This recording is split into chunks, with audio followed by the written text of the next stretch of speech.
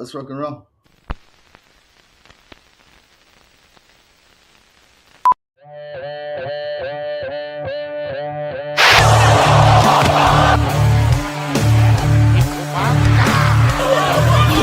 Here we are to talk about professional wrestling. Nobody knows the whole story, so I'll tell you. How about you, Jason? Oh, this is like a murder room. This is great. Lots of black sex magicians out there, right? And look down like, what the fuck? Oh, we're gonna just do it this way and nobody's gonna stop us. I want to show that a real champion has to do things for the community, for your people, for other women, you know? In this business, what you sell is emotions. If you manage to get people invested, you did it. That's for sure some videotapes. It's time for another MMMshow.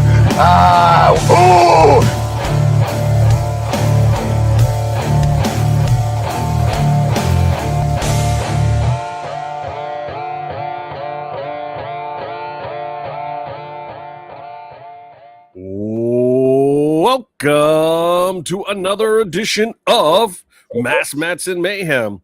Over there, I got my co-host, the man from down under, but always getting over. It's Comatose, and I am Justin Outlaw Harvey. You can find me on social media at JustinHarvey75. You can find the entire show on social media at MMMshow75. Comatose, we were arguing in our chat. It's time to argue now in front of the people.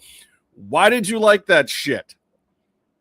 Why did I like that shit? I mean, you don't get that sort of quality every day on, just normal TV shows or episodic shows. Why wouldn't you like that shit? That's the question I'm going to throw back. Okay, I'll tell you what got my goat. I was into that match. I was into the MJF Kenny Omega that we just saw on Dynamite. We got a new AEW World Champion. By God, Kenny Omega, and I'm down with that. I don't have a problem with that necessarily. We'll talk a little bit about the hot potatoing compared to hot shotting, because right now AEW's got a little hot potato situation. Is hopefully Bear comes in, because I know Bear's a big fan of that. Oh, my man Pato, what's up, brother? We're just talking about a little bit of that AEW.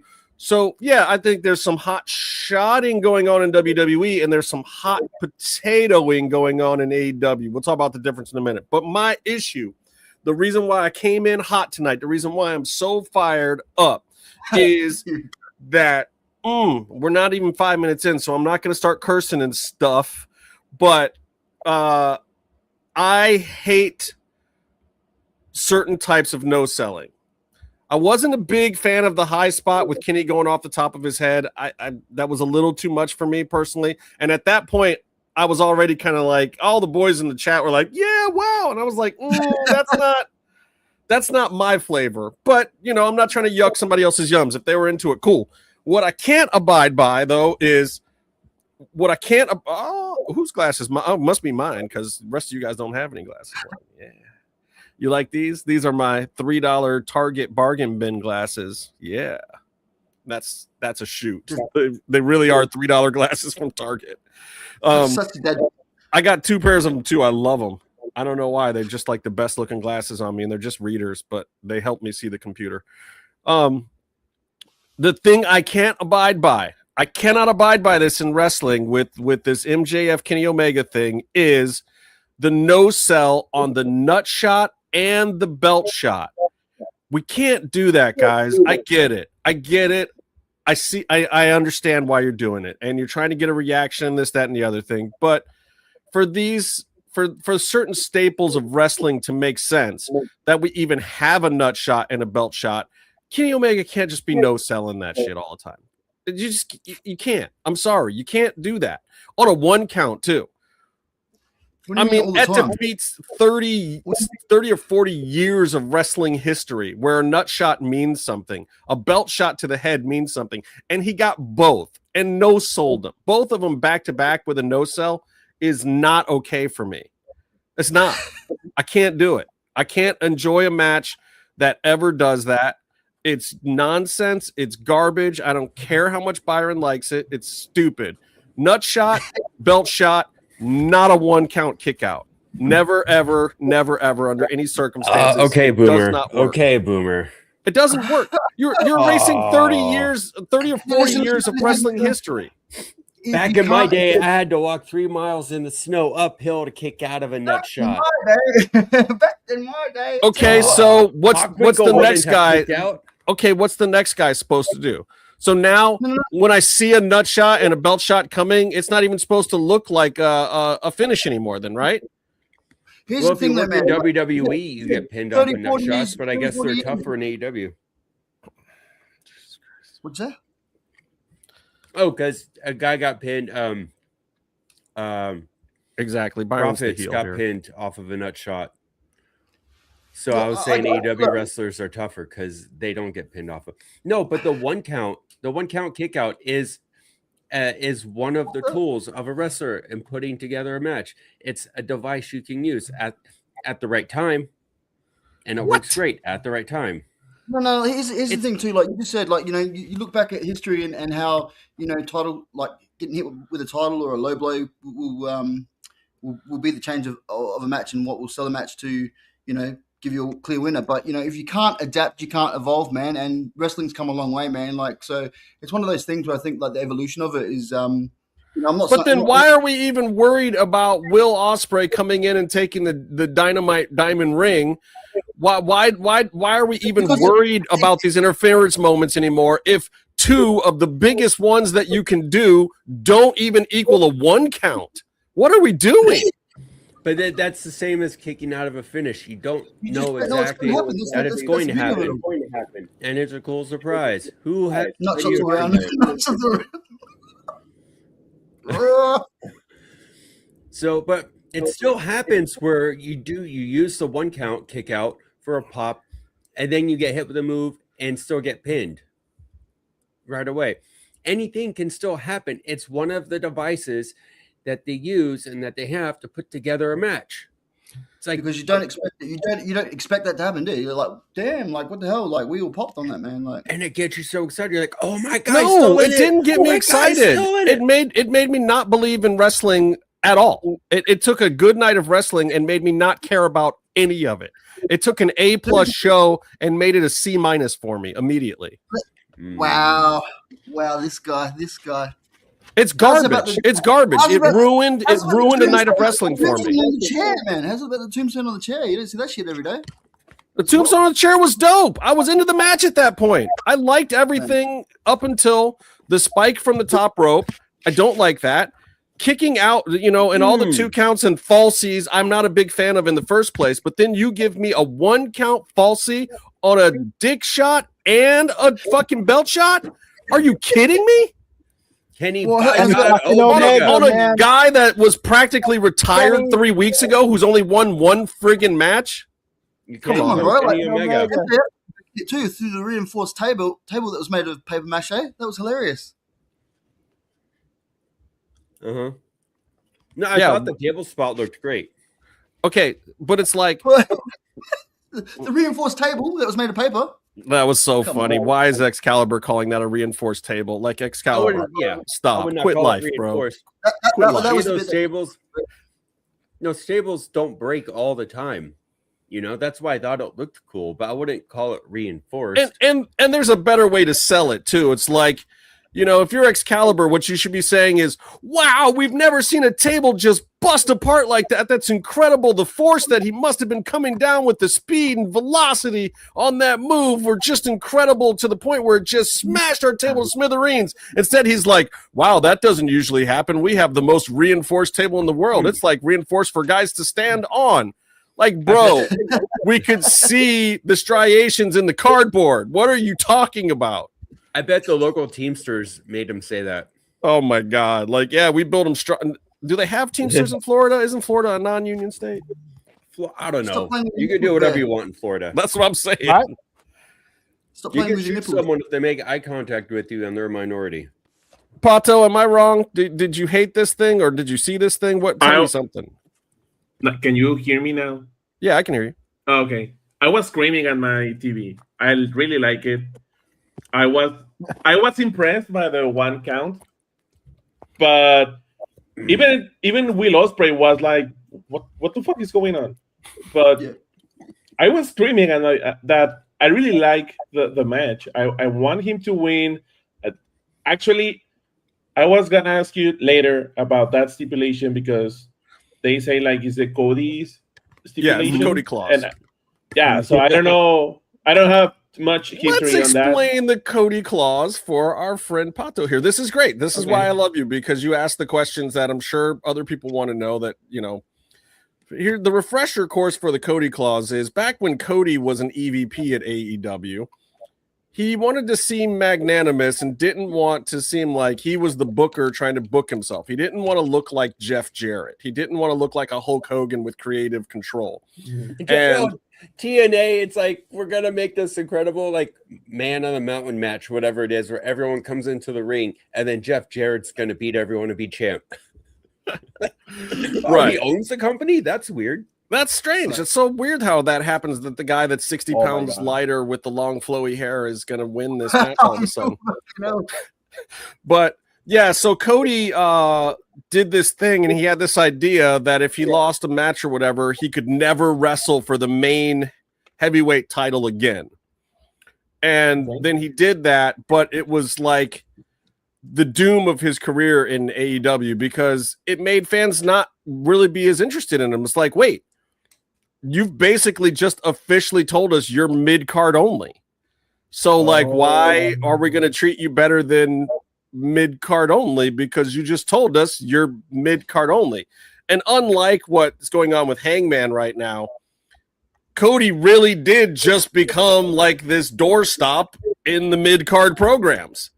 And it really kind of was a turning point in his AEW stuff. He had some up moments after that. Like, he still had some blood feuds and some other stuff that was decent. But at the same time, like, Cody in AEW was never the same again after he did that. It wasn't a smart move, which is why when they just recently did it with Hangman Adam Page, we were all like, what? The most unsuccessful idea in AEW history? And we're going to do this to our guy that we just spent a year making our top guy over Moxley?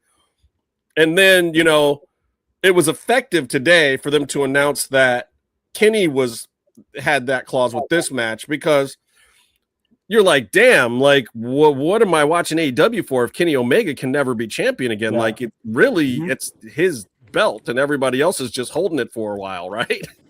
Also, it's a dumb clause. It's a dumb stipulation.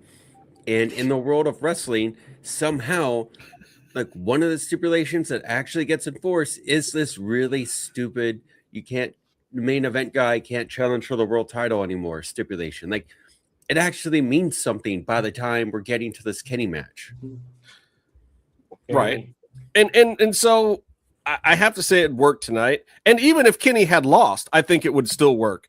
And then you could do something with him and Hangman, you know, bring Hangman back, and they're both just like, dude, how are we so fucked? And then you find a cool way to get one of them at first out of being fucked, and you set the precedent for unfucking the Cody clause and redeeming it, and basically also at the same time thumbing your nose at Cody saying, yeah, we made your dumbass idea work over here, dipshit, and if you hadn't left us like a bitch, we could have figured it out for you too. But whatever. Are there sometimes other like clauses within that clause, or within like, you know, if they're not allowed to challenge for that title or whatever, if while MJF is champion, let's just say, they're not allowed to challenge for it, but like when somebody else becomes champion, they're able to challenge for it again? People have done that before. People have done that before where I will never challenge so-and-so for a title again. But this clause is I will never challenge for that belt ever again. Okay. So, but it's wrestling. I mean, you just right away out of it. All of a sudden, okay, you can wrestle for it again, but you have to do a 5-tier, you know, Singapore death match to get to, you know. And if you had it be Kenny versus Hangman and they both have the claws hanging over them, and it's like only one of you can ever wrestle for the title again, but you have to win a chainsaw match, whatever the fuck. I want to see like an opposite. I want to see like where you put a champion in there and you beat every previous champion that's held the belt in the company. And then Hangman's like, I can't do it. And then they're like, you know, then they want Hangman for the belt, and then they have to convince Hangman to actually do it. That would be interesting for me. Yeah, I mean, like, look, there's ways. I have an idea that would. And he douses TK in gasoline and holds up a lighter and says, Give me my goddamn match.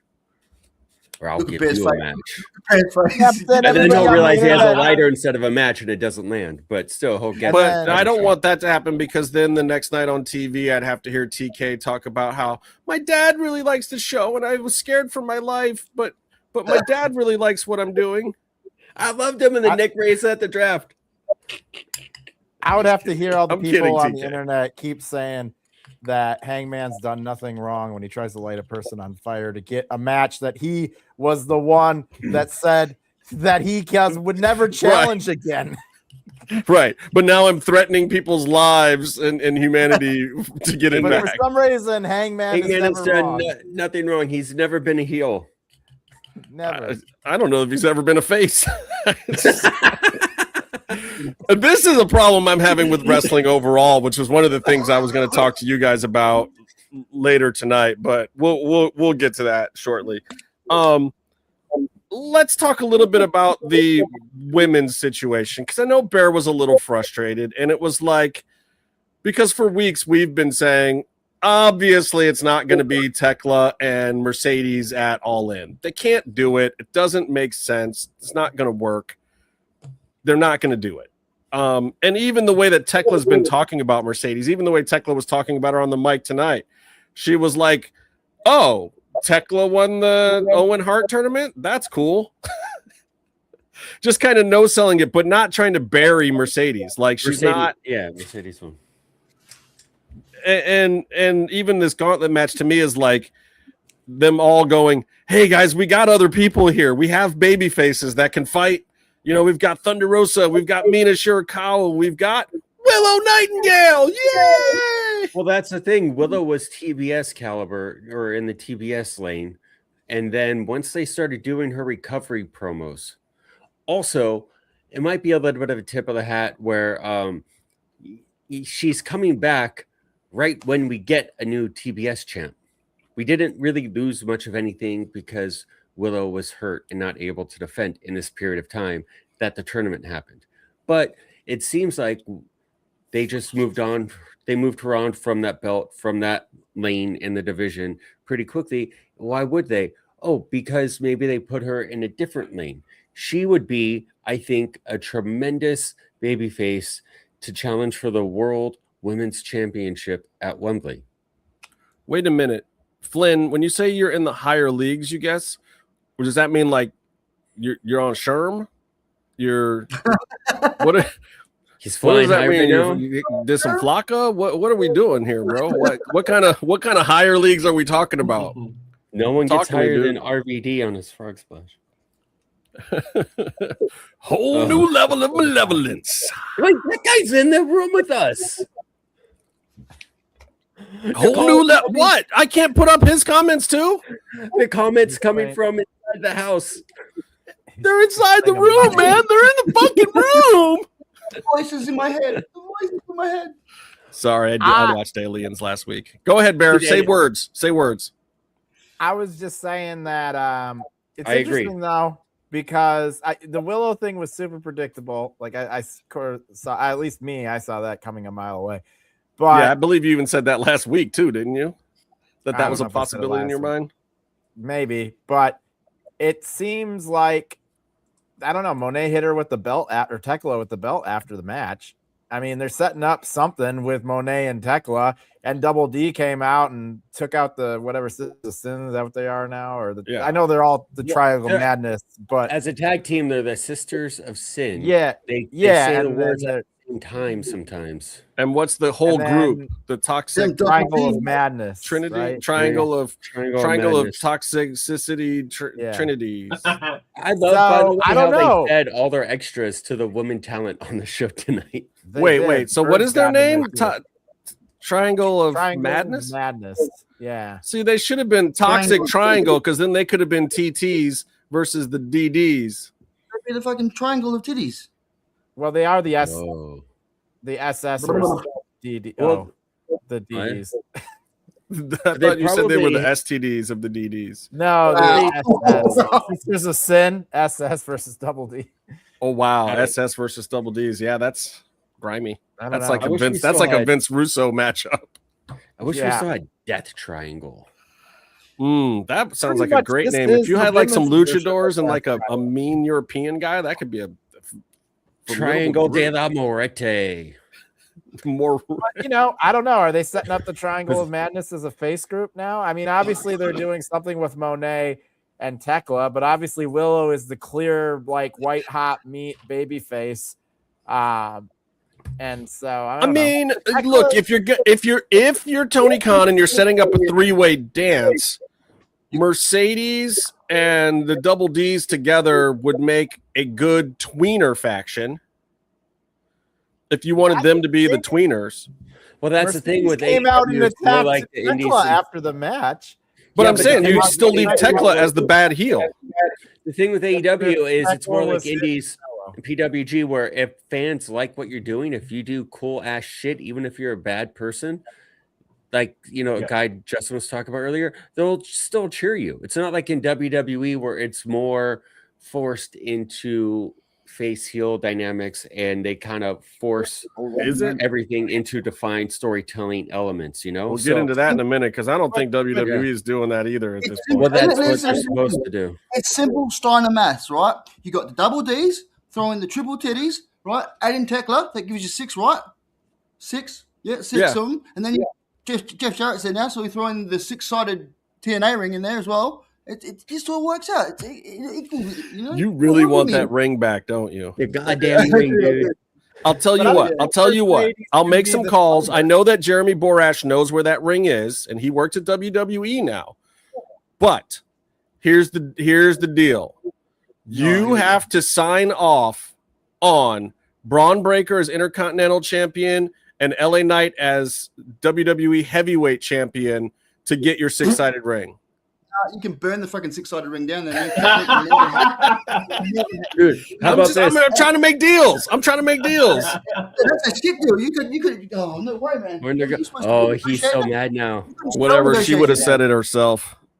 Tits and ass. Tits and ass. Tits and ass. What they need to do is they need to put up a 3-way match with LA Knight and Sammy and Punk, where you think Sammy's going to get the belt back. They build all the heat for that, and then LA Knight wins in a squash match. We'll get to that. I can't even think about WWE yet because AEW at least had some things that, like, it was like, thank God there's a wrestling show on this week. Because I watched a lot of wrestling this week, but it wasn't until tonight where I was like, thank God, some wrestling. You know, even AAA was good, but not like it has been recently. There was some the Damian Priest thing also. I get it, it's fine, but it took too long, and they've had that problem a couple times on AAA. They like, you know, Santos when he did his promo that one time, and then this, and then you know. The Rey Mysterio one that one day was just like, Jesus Christ, somebody edit Rey, please. This is 20 minutes long. This is ridiculous. It's an hour-long show, guys. Anyway. Rey's a legend. He can do whatever he wants. Exactly. That's the problem. So I don't think anybody should be able to do what they want. Just because Tom Cruise is in the movie doesn't mean somebody shouldn't direct his fucking ass. So I want to go back to the birds. I liked this birds vignette, But as we were talking about, I wanted it to start off with like, hey, can we buy you birds a drink or something? And then they just start brawling. Like, give me one little nugget of like, they're badass, so don't push them. Well, we just start off with the camera shaking and they're already fighting people. And I get it, it's a cool vignette, but it needs like that Lucha Underground thing where you just give me one little piece of like Taya, the perfect woman, like Pentagon's a... you know, fuck dungeon ninja slave or whatever. Like, give me that arm breaker. Like, give me the thing. You brought up Penta's fuck dungeon. Now we're gonna have a 4-hour show. Is that what happens? Is that how that happens? We got to get into it. Oh, no, God. but bring out the gift. Oh my God! Bring out the gift. Who did they rent that whole kit from? Who got the kit rental on that? Pato, have you seen Penta's fuck dungeon yet? No. Have you watched a lot of Lucha Underground? Not. I don't know where to watch it. Like in my phone or. I'll hook you up, bro. Sorry. Well, it's on YouTube in the States now. They've started reposting the episodes. There's also a few links out there we can send you. But I don't know, like you being new to stuff, maybe you like if you. I know about Vampiro's like line, Vampiros and Penta. His storyline. Yeah, I know about Moon Cobra. I know about Ricochet. I don't remember the name of Puma. Prince Puma. Prince Puma. But I don't know. I didn't watch the whole thing like from the beginning to the start. From the start like to Prince Puma was like this Puerto Rican kid, but he was from East Los, so he hung with the Mexicans, and then like he was the champion of the people, but with Conan as a mouthpiece, who is also not Mexican, by the way. And she was like, and Ricochet was actually a black dude from a really white neighborhood that was really kind of white. Yeah. No, you see old pictures of him with his flat He's like hair. literally like you think the Grande Americano thing is funny, where it's a German guy who's pretending to be an American that's pretending to be a Mexican who's wearing a mask.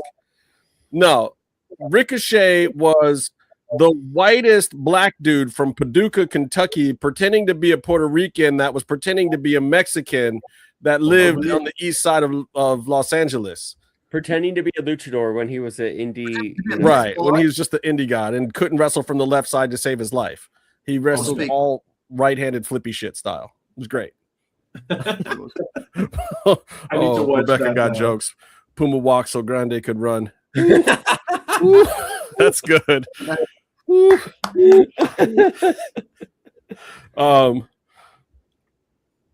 Yeah. What are we talking about? No, I was talking about AEW. I was talking about the Birds promo. What'd you guys think? How'd you feel? So to your point, it needs. I mean, it was just B-roll. But the dungeon is real. The dungeon is real. See, I told you 4 hours long. We can't not talk about the fuck dungeon. Here's the thing: Penta got hurt, and the only way to heal him and make him stronger is not physical therapy or surgery or rest or anything torture like that. It's sex torture. No, it was just torture. But here's what happens when you tell an LA prop department and a bunch of degenerate LA producers to do a torture scene. They go to the Hustler store and buy a bunch of props. They get whips and chains and fuck chairs and whatnot. Like, we need a lot of leather in this scene. There's everybody's in leather, and at the same time, you've got an alternate storyline where Katrina's like 190 years old, but she's like the most fuckable thing on the planet, and she's like kissing on Phoenix and stuff, and Penta's in the fuck dungeon, and like you're just like, what happened? What is this show?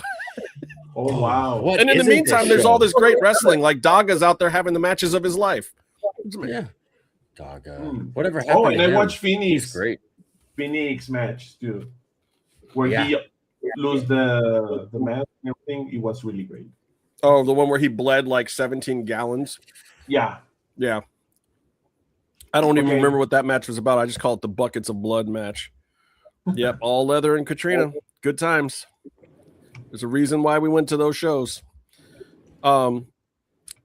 What else did you guys like on this episode? I mean, that opening match was actually pretty good.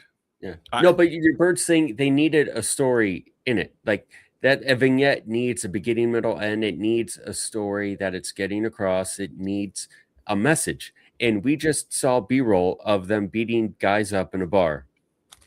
We don't know why. But maybe those extras couldn't fucking deliver a line. I mean, maybe that's how they started it, and they're like, "Hey, can we buy you them birds a drink?" And they have had to do that in the past with talent. We just got to cut it.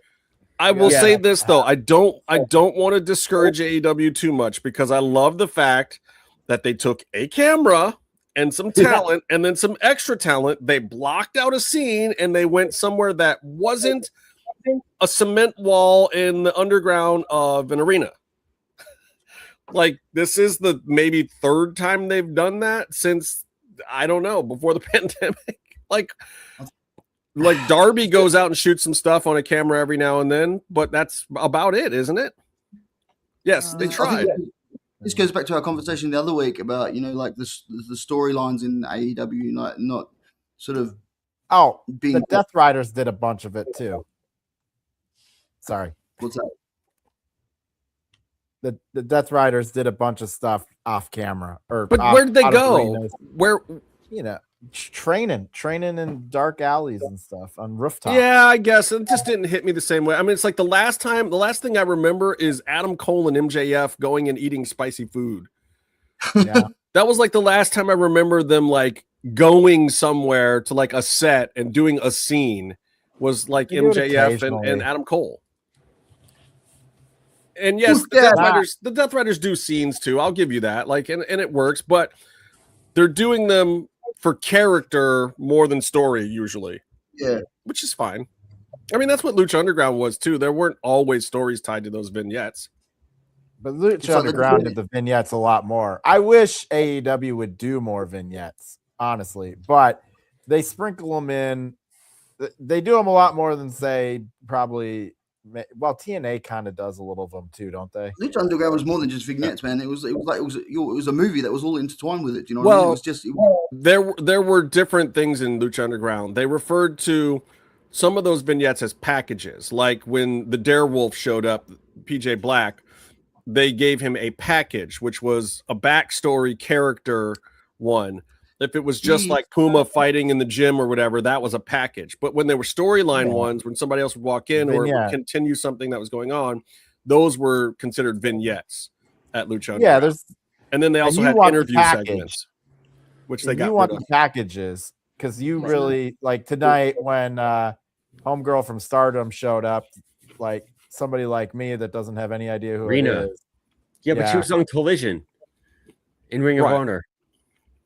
But I mean, also they weren't doing anything with her, so they were just giving her the ring time. But look at when EO and those girls showed up at Lucha Underground, we got stories with what was her character, Angela Fong's character, Black Lotus or whatever. Black Lotus, yeah. But we got an actual storyline, so they meant something to even the people who didn't know who they were. But they and I'd only seen like 1 or 2 EO Sky matches at that point in time, and Io Shirai, but like I mean, how many of us do you think knew who Io Shirai was before she showed up there, Byron? Maybe that's 20% in the crowd for Lucha Underground. Everyone, yeah, really for someone like Pato, she had wrestled in LA a bunch. You got to just wrestling in LA. Understanding of who people are sometimes. Exactly what Mill was just saying. Tie it all in for people to understand like who they are, where they come from, and what they're doing there. You know, like because you've got all these intertwining promotions at the moment where a lot of us. Well, I'm speaking for like people that are new to it, even like they don't know these other promotions and they're not as big as the other promotions. So to interlock them all together and just roll a package on the wrestler when they come in. And remind me too, like even if I know, it's also like. Well, get me excited about why they're here. Like, okay, I know what I've seen somewhere else, but like, how do they fit into this thing? How do they fit into our other thing that we're watching? And that was the cool thing about Lucha Underground. Even when they would just have a random guest, like I think it was Rich Swann or somebody came in, they still made it make a little bit of sense. Like, yeah, this is a top guy who wants to dip his toe into the underground waters and blah, blah, blah. And his style is going to represent this in this setting. And he can bring this and this to the table. Like they still were telling you. And I just don't even understand. I just don't even understand why AEW doesn't do that shit. I don't know. This is not just an AEW problem. You're correct. Like we can't just. You are very correct. Because NXT just did this. For as little as I watch WWE, NXT just debuted somebody and they had no name picked out for, and everybody's like, "Who the fuck is this?" I mean. Like this is not an AEW centric problem. It's a wrestling problem in general of just having people that kind of coming out of nowhere. You're comparing like a training promotion to like a major promotion. Okay, like, we can go one step further. Royce Keys shows up at fucking the Royal Rumble. Who the fuck is Royce Keys? This is not an AEW problem. AEW product. That's the second biggest fucking pay-per-view. And so like, or PLE or whatever the hell they want to call it. This is not like we can go and on. I watch enough WWE to know I can call out the bullshit too. But like, too bad it's an AEW product. Like, there is times where people show up and like I don't know. Yeah, you're right. It's frustrating. I have a question. Yeah. So I've been hearing from you, I think like for a year now, talking about Lucha Underground, which is amazing. It's nothing bad. But, okay, Lucha Underground is not on TV anymore, but why no one has done this? Like, why WWE doesn't have this kind of show on a Thursday or any other day? Or why WWE doesn't have that so they can introduce new characters or maybe old characters that they are not. See, I feel like or but here's the thing, Pato. I think and this was even during the time of Lucha Underground, the black and gold version of NXT did that. They brought in Aleister Black, who was Tommy End on the Indies, and gave you the storyline. When Kevin Cross came in, they gave him the Killer Cross storyline that he had been doing in TNA on the Indies and other stuff. You know, the black and gold version, when Adam Cole came in, they explained who he was and gave him all the vignettes and all the shit. When Triple H was running NXT, they really were a brand that was doing that. They made, like, all these people that are on the main roster right now, almost all of them were developed at NXT. They were given real storylines. You got vignettes for their characters.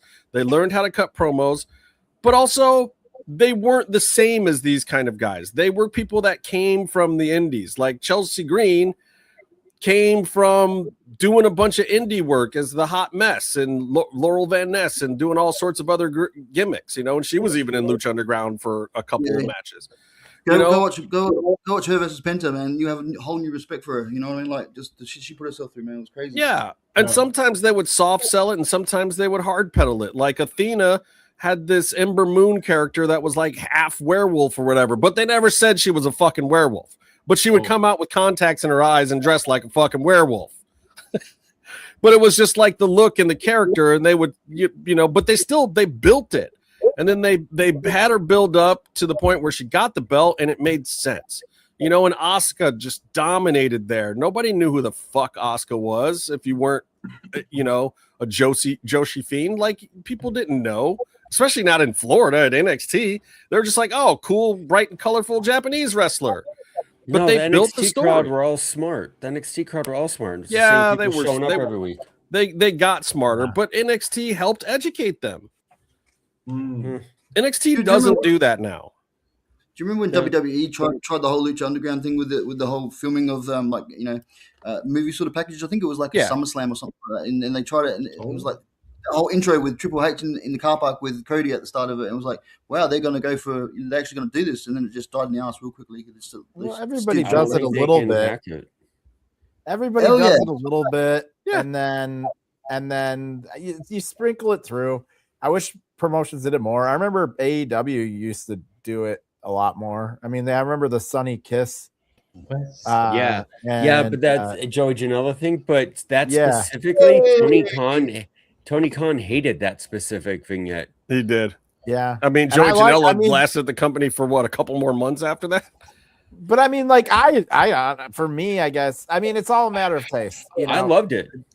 Yeah, I did too. I really, it resonated. It's one of those things of AEW that for two characters that have not been on AEW TV for freaking, 5 years now, it still resonates with me as I remember being like, oh, this is cool. They're kind of doing some of this Lucha Underground stuff that I liked, but at like a scaled up version in AEW, which is, and like you said, it was kind of, that was more of a package. It was an introduction to the characters. And I was like, okay, these guys are kind of cool. I get why they're teaming up together.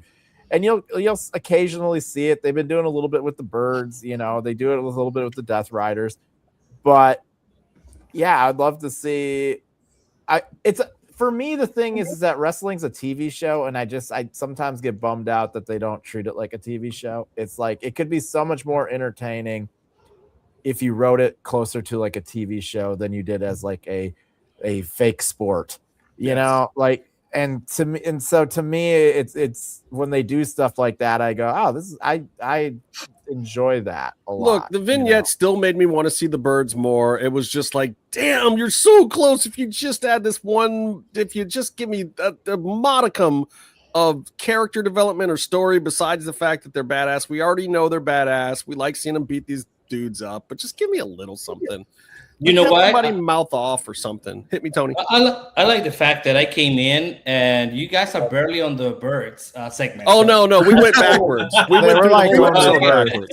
I was like, oh, perfect timing there. But I have a question for you. I have one and only one question for you about this AEW episode. Yes.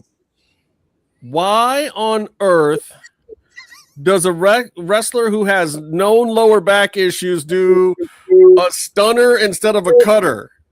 Because it looks cool. It did look cool as shit, but every time I'm just like, Thunder, don't. What are you doing? Don't do it. I mean, people don't realize it's bumps like that, and then the big man doing the over-the-top rope flip down to the floor. Those are like two of the most dangerous bumps in the whole business, and people don't realize it because they're repetitive bumps that impact your spine or your knees. Just over and over again, doing this on parts of your body that aren't supposed to compress that way. So I saw her doing them. I was like, damn, those look great, but also, oh my God, stop doing those, please. She looked great tonight. I gotta say something that's probably like, I was the one who was starting telling her to do the stunner. Oh my God. Cutter. She's worked with DDP too. She could totally take the cutter. I said this probably like 4 years ago. So high-five that bitch. Yeah. No, yeah. She could definitely the cutter because of the connection with. That's what I'm saying. She should totally call up Dallas and be like, bro, can I self high-five? But to be fair, if she was doing cutters and then Athena came in with the super cutter, it would be kind of repetitive. Because Athena came in right after that with the super No, because hers is actually a stunner. Hers is a stunner. Off the top rope? Yeah. No one knows how she's still doing it to this day. And everyone hates taking it. Because sometimes it works great and sometimes it doesn't. But today, who took it this time? Thunder took it today. And she did it perfectly. Yeah. She took it perfectly. She was right underneath it. It was completely safe. It was picture perfect bump. And you know why? Because the camera was in a different place, and it works better for Athena that way. Because she tries to come from the back corner, and it doesn't work as well as she's in the front corner. There was some really good. Why is my accent crazy today? Crazier. I don't think Bear can understand what I'm saying right now. He's so white. My girlfriend's Puerto Rican. It's all English to me. Different. How far? It's insane far. They're two different countries. Puerto Rico and wherever Tony's from. Wherever Tony's from? Shit, you're nice, Byron, by the way. Correction. Not on the Tony part, but Puerto Rico is actually not a country. None of that was. It's a colony. I don't know about the Tony part. You're right, but the Puerto Rico part you totally got wrong. By the way, Byron is in thin ice because he is the kind of friend that doesn't pay attention. What happened? You keep saying that I moved and I haven't moved. Did you move again? My mom's a nice lady. What about his mother? What are we saying? Take it easy. She's a wonderful person. She's a wonderful human being. I have a question for you, Tony, too, because everyone else kind of chimed in on this a little bit. Go ahead. The nut shot and the belt shot, I was really heated at the beginning of the show. I just want to get Tony's opinion, Byron. Unbiased opinion. I'm not trying to influence him. I was personally bothered by the nut shot and the belt shot resulting in a 1 count kick out, no sell, and a Hulk up from Kenny Omega. That turned me off and made me not like the match. Really? Now he's biased. Kenny fucking Omega. The guys didn't really agree with me on that one. What do you think? I gotta say, and in general, before we get into, I really like this episode. I think this. If we're trying to like one up WWE, this is the kind of episode that you have to do. How many Mayhem stars? This was a WWE pay-per-view. This is a WWE. No, it was better than that. It was better. I still give it a C minus. It still gets a C minus, but it was better. This was better. It's not like a AEW PLE, but it's on scale with like a WWE pay-per-view. I mean, we had a match with bro, you're selling, bro. That we haven't even talked about yet. You selling it, bro? No, that did not. I mean, we had a show yesterday.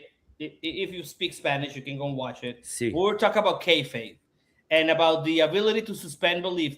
That did not break my suspend belief. It didn't. It broke mine immediately.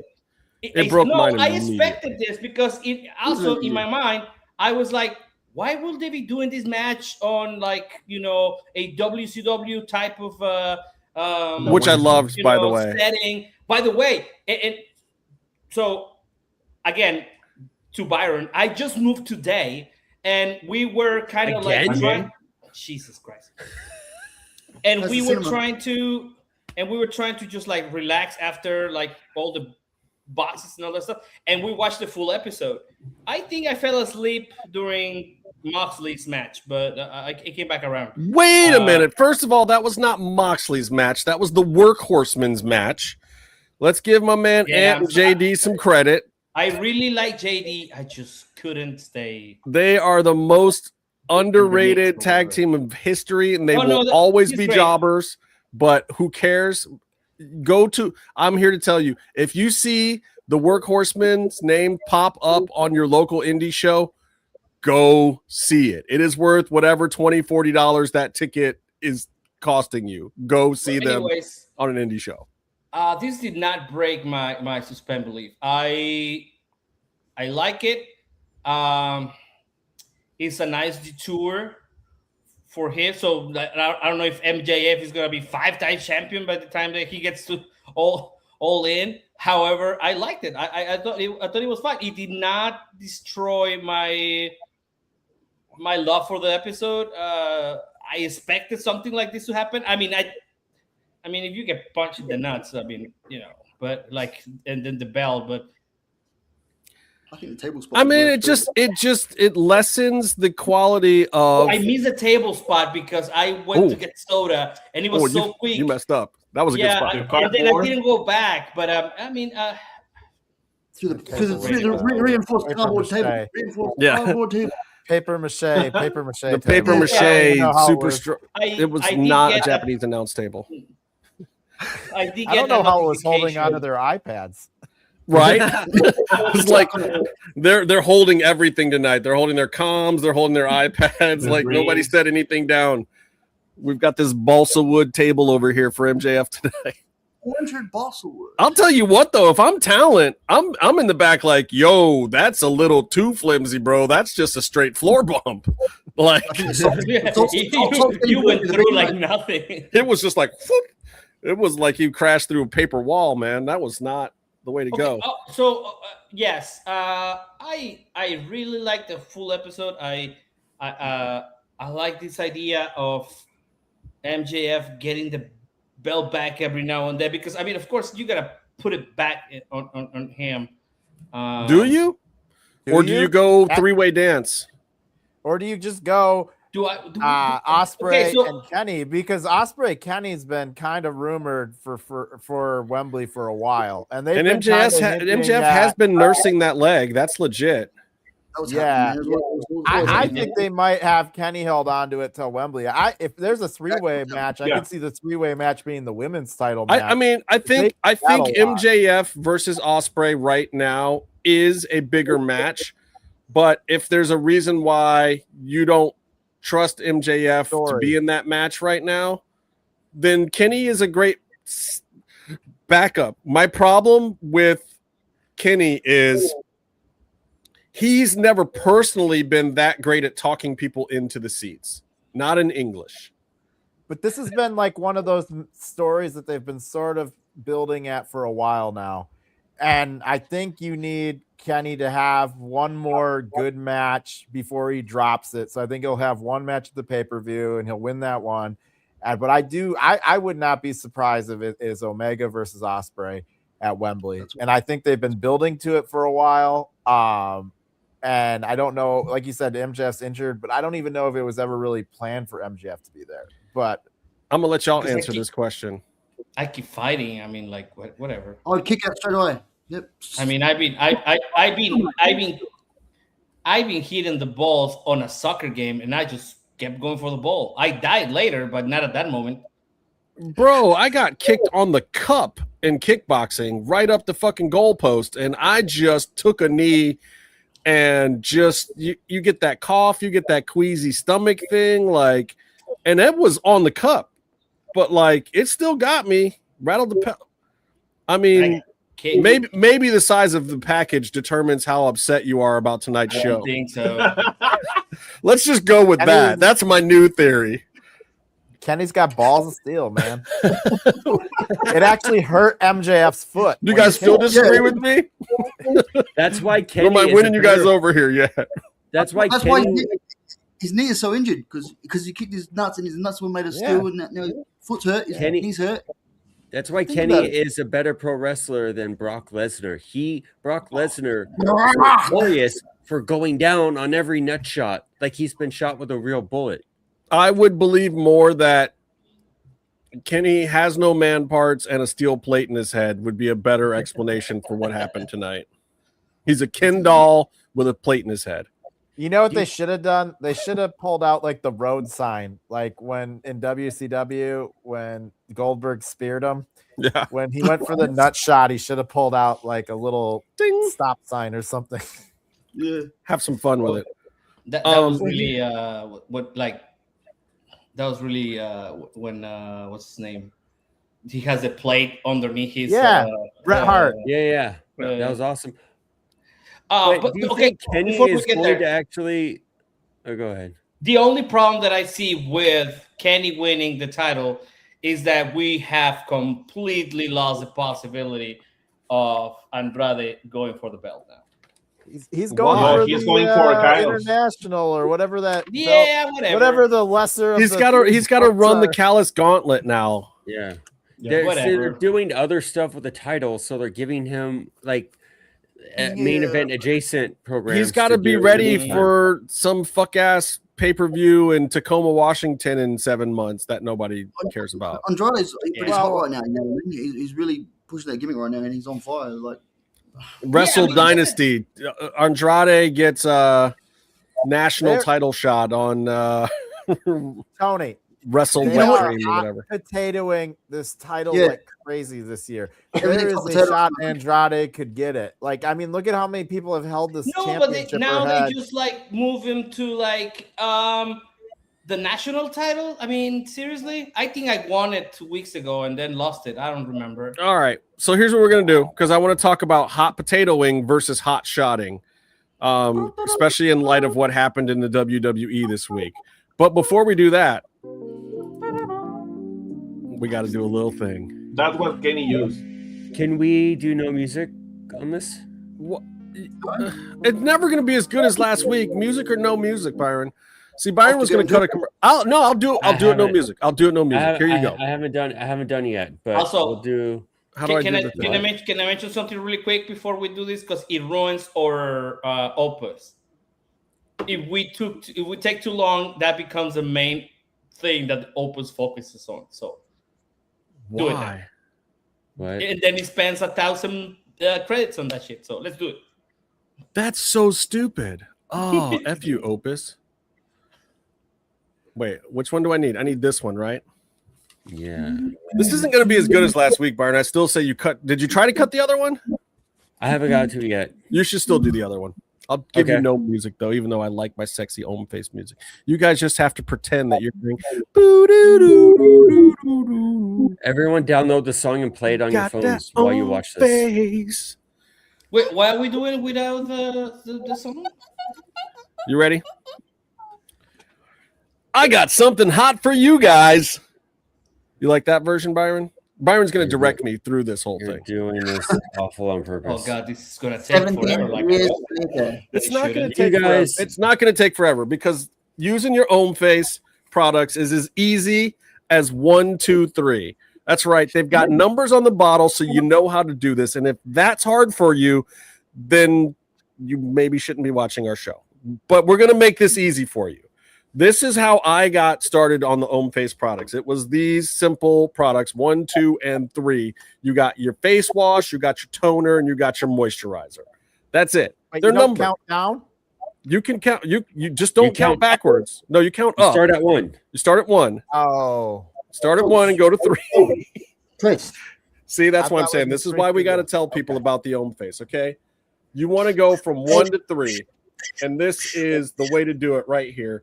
And literally, these are my 3 favorite products. I use them almost every day. I didn't do my stuff today like I probably should have. But this is your number 1. You see that number 1 right there? That's your daily face wash right there. And you know what you do with that? You wash your face daily because that's what's going to clear everything out, open up those pores, and exfoliate your skin. You want that. And then the toner, that's the number 2. It's a spritz. It's a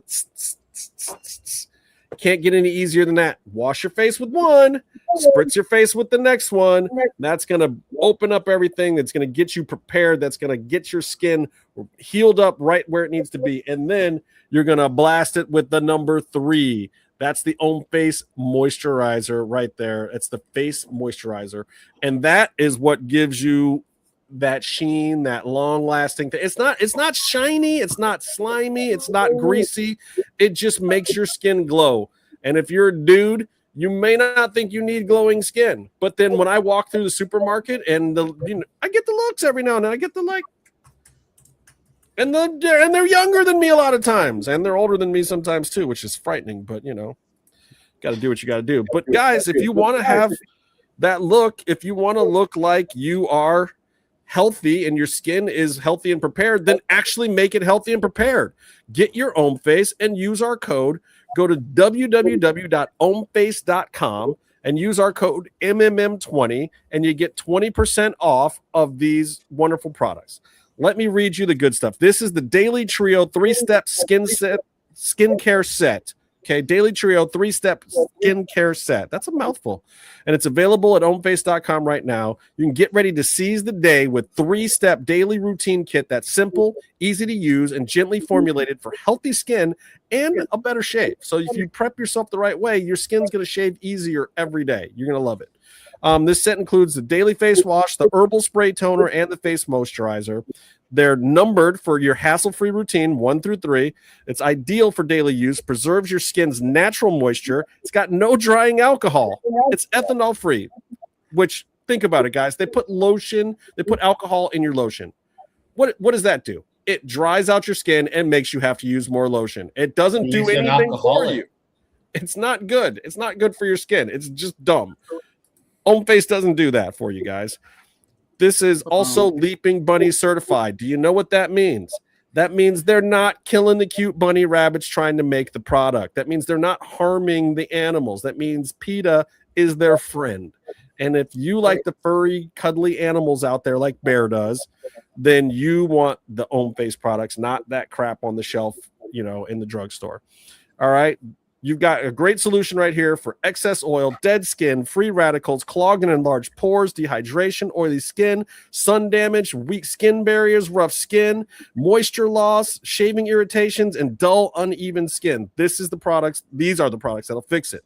So what does it do? This 3-step daily skincare kit deeply cleanses pores to remove excess oil, sweat, and impurities, replenishes moisture loss, soothes those razor burn and bumps and other minor irritations from shaving. It provides long-lasting hydration with a shine-free finish that quickly absorbs into your skin. And so how does it work? You got a potent blend of collagen, shea butter, Centella asiatica. I'm going to say it again.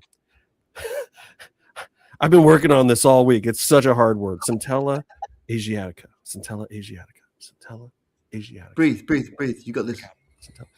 The potent blend of collagen, shea butter, Centella asiatica, and witch hazel extracts nourishes the skin with fatty acids, vitamins, and antioxidants to ensure long-lasting hydration without clogging those pores. The hyaluronic acid takes it up a notch by delivering superb hydration and reducing those signs of aging. Hello, no signs of aging. Just saying. Make it a complete regimen every day. add in that SPF 30 sun defense. You can also get that on the website. You can also get the Byron loves those. Right, those there. are great. That's the 24-hour golden eye mask. Right, boom, boom, boom. I do those once a week. It's like a treat to myself. So it's simple. You go to www.omebase.com. You put in that code MMM20. That's HOMMEFACE. Why I can't spell today. Try it again. No, you got it right one of the times. Go to www.HOMMEFACE.com. Enter our code MMM20, and you're going to get 20% off on the Daily Trio 3-step skincare set because it's easy as 1, 2, 3. All right, let's go back to talking about wrestling. Yeah, the last week was better.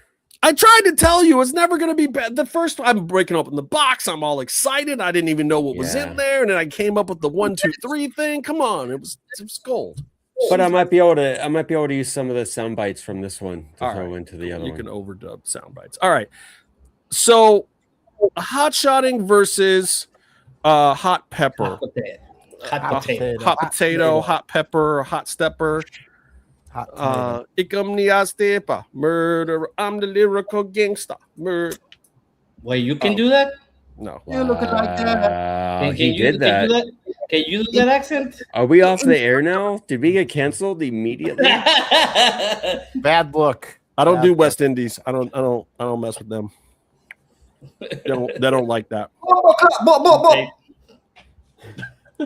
Hey guys, let's do all the accents we can think of.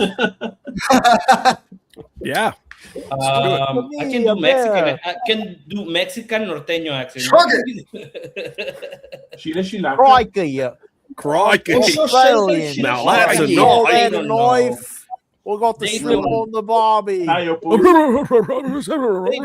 We're making here Spanish jokes on the shot, and these guys don't know what we're talking about.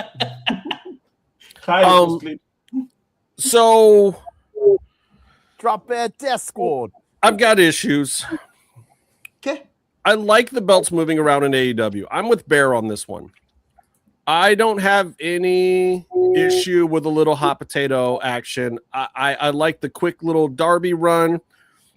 It hasn't made the AEW title feel less important yet. And in fact, it's helped because what it's done is it's made it look like AEW has a lot of top guys. Genders, yeah.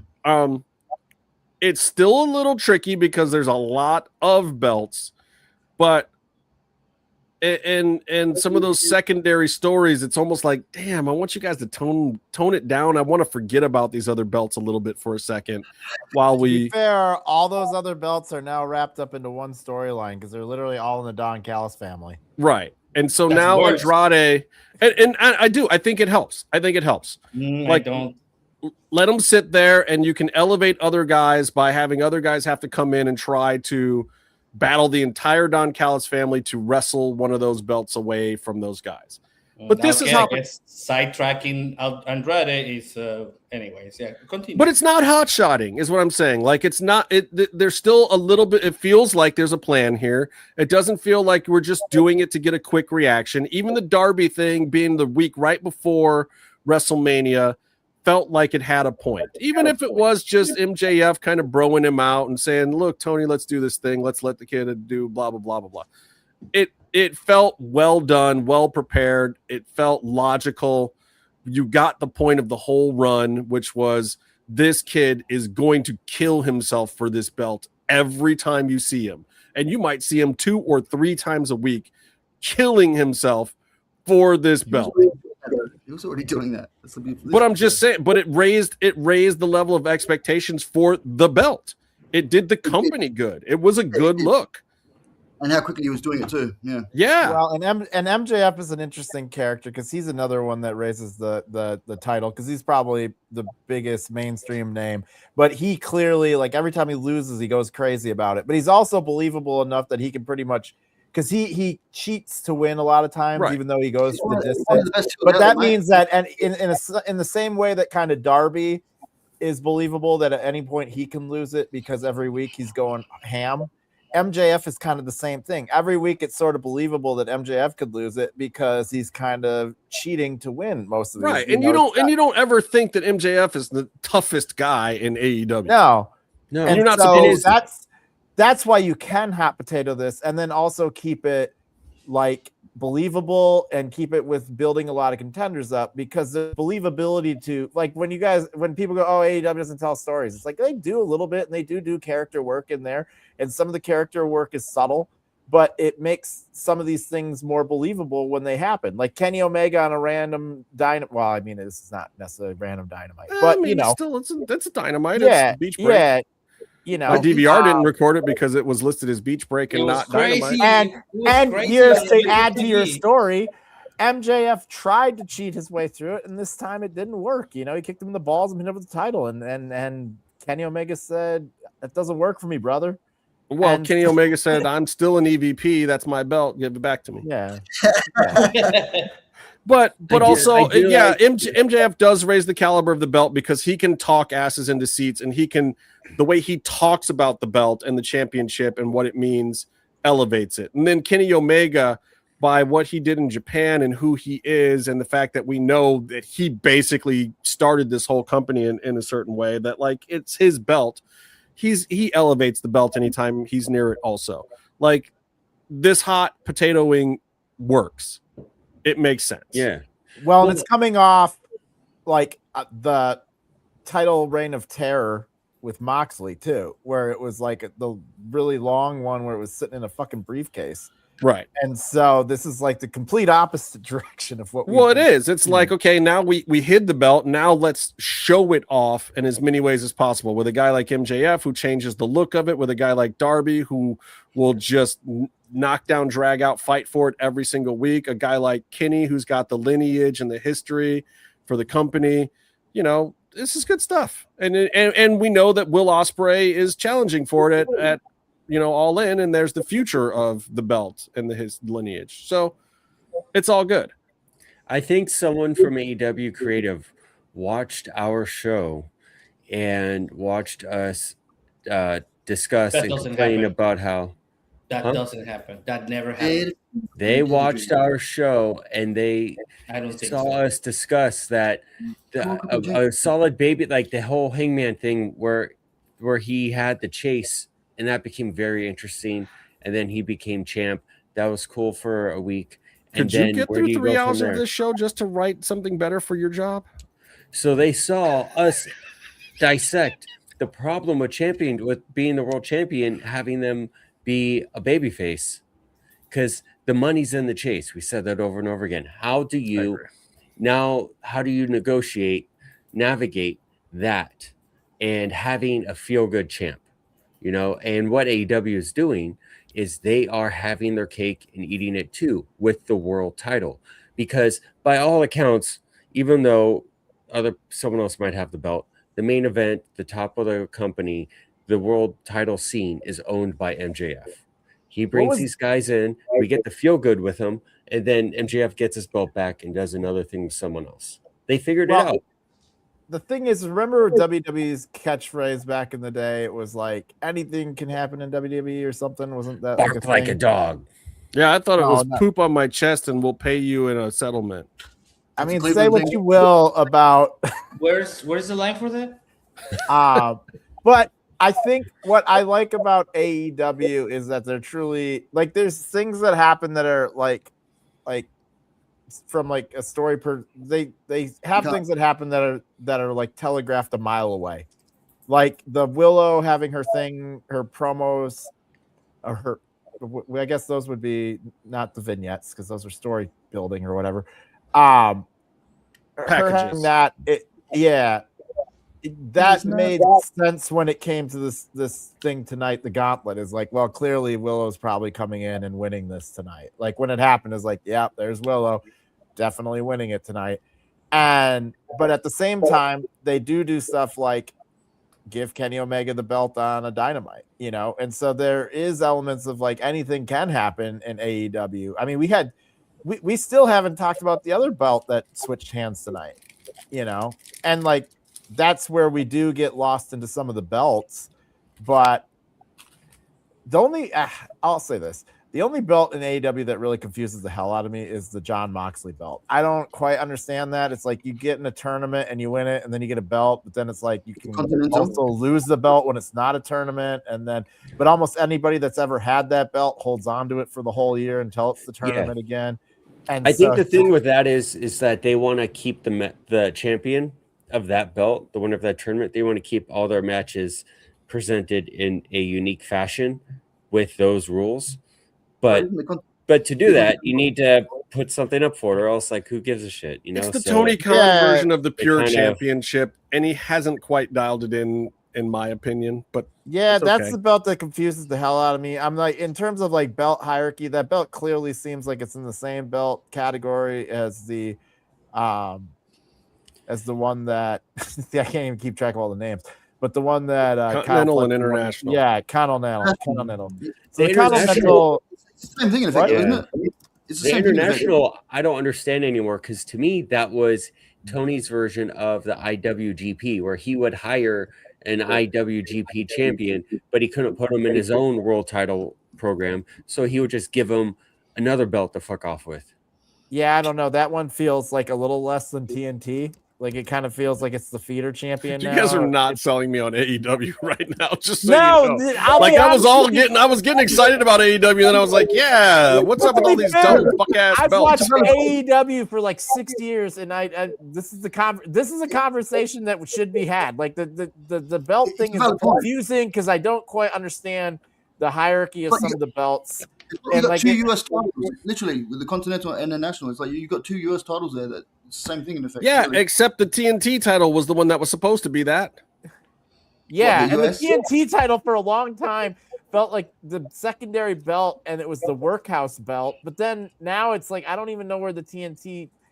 Like I don't know in terms of like. It's tough for me to feel like where's the hierarchy in belts. Well, I have to say this: the national title definitely feels like the lowest belt. That's like your 24/7 title or something. Yeah, Don Callis made it very clear because he said to you got to go up the ladder, and so maybe Don Callis will define it for you, because while all of the belts that are not the main belt are in the Callis family, I guess whatever order Andrade has to fight these guys in will tell you the order of the belts. But is he going to get the belt? I mean, I did never understand that part. The Continental is clearly the 1B championship. The guys that they've put it on, Okada, Takeshita, Kyle Fletcher, these are guys that are all main event adjacent people or guys that are going to be world champions at some point, you know. And then you have your TNT belt, which seems to be like your kind of up and comers that will be there at some point, like what Kyle Fletcher was like a year ago. Well, I think it was more the workhorse. That was more like you do your work rate match on TV every week. TNT. Well, it's building it. The TNT belt is where you build up your world champions. Like you build up your Kevin Knights right now by putting the TNT. You built up your Kyle Fletcher by putting the TNT belt. This is the workhouse belt that helps build you up into being into that next level. And then the 1B belt is kind of when you're hanging out around, you know, the Continental adjacent belt or like main event adjacent belt in the Continental, because there's just too many people that are up there. But obviously the world title is the heaviest. Once again, it comes always back down to the Mox belt, where I'm like, I'm not quite sure where the hell this is in there, because clearly Mox is holding on to it, who is the former world championship holder. And so like, it's clearly also, and Okada had it for what, like a year and a half? So like, it's almost in the same exact position as like, if there is a 1A, if there's like a 1 and then a 2A and 2B, those two feel very this, but whoever has that belt also seems to never lose it until the tournament happens again. And so that also becomes kind of this thing of like, well, what's the point of this fucking belt if you're just going to have the winner of the tournament hold on to it for the whole year? I don't like rules that have precedents that don't really and actually add up. That is the belt that feels like the work rate belt, because Mox defends that belt quite a bit, or he was at one point. But Okada didn't, so yeah. But Okada didn't. Okada walked to the ring with that belt a lot. I think we're trying to like find continuity in a kind of Doctor Who MASH storyline, like right. Doesn't just like the premise, they're going to show up and it's a different planet every week and just go with it. On this planet, there's no gravity. Next week, it's floating robots with lasers. It's like I'm gonna retcon the shit. I'm gonna and whoever runs the show next. Yeah, next week it's a Back to the Future episode where we traveled through time and we're in the past. It's Sherlock Holmes. We met ourselves. I feel like we have one too many belts, and by that I mean we have a couple. But I at this point I'm at the very point of being like, please, TK, do not just pull out another belt out of your fucking ass somewhere. And now we have belt. That's still the national title to me. The national title gets no respect from me. The national title might as well be a weightlifting belt. Like that would too. It looks tiny. It looks ridiculous. You know what I like about the national title? That it was defended in Mexico. Where and it's Andrade's not part gonna of the win nation. it. Well, they didn't say whose nation it was for. Maybe it's for your nation. I'm pretty sure it's shaped in the form of the United States. Yeah, maybe just a little bit. Well, New Japan had this issue when they moved some belts around. They made 2 belts into a double belt championship and turned it into 1 belt. And they got rid of the Intercontinental, which had a ton of history because Intercontinental got copyrighted, which is why AEW can't do it. But even Minoru Suzuki was talking about how these belts, as well as like it's important for a wrestler themselves to have a specific purpose, a thing that's unique in their presentation. A belt is supposed to have, like the cruiserweight belt is for wrestlers in WCW who are like 200 pounds or less, or 220 or less, or something. Right, or the Atlantic title that's defended by countries in the Pacific. So and so New Japan this year they just bit the bullet and they gave their belts their top belts specific meanings and purposes. They already had their TV belt, which by the way is like their YouTube championship belt, but that aside, it's the digital media title, as TNA likes to call it. Digital media title. But fucked up. It's those matches are 10-minute matches, right? So you're going to get a specific type of match. So it's like the speed title. No, it's more like what those that they do at CMLL. What are they called? Flash matches or something like that. I forgot what they're called, but they do like really quick matches. Yeah, but you get that, and you also know it's going to be higher up on the card, or earlier in the show because it's going to be a shorter match. And then they clearly define the global, which is I think their version of the Intercontinental. Their white belt, their second, their 1B belt, and their own world belt. The world belt, you didn't see it on Forbidden Door because they said, or Suji said, it's only going to be in Japan, defended on New Japan shows with New Japan wrestlers. The global belt will be our world-ish belt, where our top guy will go on other shows. We can show off the New Japan style of wrestling, but we're not going to do that with our own. Like the whole Moxley run as IWGP and that's what the international belt in AEW was supposed to originally be. Yeah, but it's not. But the AEW gets a clear and cool use for a belt for like a month or two, and then it goes away, and it doesn't stick to that belt, because and then it doesn't even make sense. Yeah, but like the TNT belt being the one where like the champion's going to fight every week and have a cool 20-minute match, that makes sense. It's their TV belt. And they did that for a while. Then it was the international. Yeah, it was the Atlantic champion when it first. The Atlantic turned into the international belt. So but when I think it was Orange Cassidy as the Atlantic belt. Yeah, and then it was also the U.S. belt when MJF had it for a minute. For a match. International belt should be the belt that you can. The other thing is that international belt should be a belt that you can put on the other promotions that you're working with. That should be a thing as well. Like, I don't know why they didn't utilize it more. That's what it was at first. No, I know. It was the All Atlantic Championship first. Right. Yeah. But I'm saying instead of Repro, wasn't it? Like, wasn't it when it started? Like, it Pac had it and he wrestled over there. But then it became Orange Cassidy's going to defend it every week until he lost it. Then it was the workhorse title for a minute. But that was the TNT one. They're not consistent. Should be like showcasing your partner's talent. That should be like bring up a luchador from CMLL and give him that belt for a little bit and showcase him on your TV so that like the cross promotion makes sense. Like they should have done that was the point of that belt. That's what literally Tony Khan said. But they've never put it on anybody but in AEW. And once again, we just had a Forbidden Door pay-per-view where that would have made far too much sense to have a story built around that Those title. agreements aren't like that anymore. It's like as much as these guys are working together, they don't trust each other. CMLL and AEW and New Japan, like, first of all, New Japan absolutely shouldn't trust AEW at this point in time because AEW has 100% gutted their entire company. And New Japan didn't even fight it because New Japan's like, we can't pay those guys that. We're not going to pay them that. If they want to wrestle in a cool place, they can stay. If they want that money, bye. We don't have that. Title, we've already established that this title belt is the lowest tier title belt. But if you made it unique and actually put it on like a New Japan wrestler or something like that and showcased it in America, it would make a lot of sense for your partnership. The Orange Cassidy run was great. It also check this out. What you were saying about co-branding, letting someone else have your belt. Takeshita is IWGP TV champion. Yes. Yeah. Gabe Kidd is the IWGP Global Champion. Right. Like almost all of the singles, half the single belts, right, are in AEW.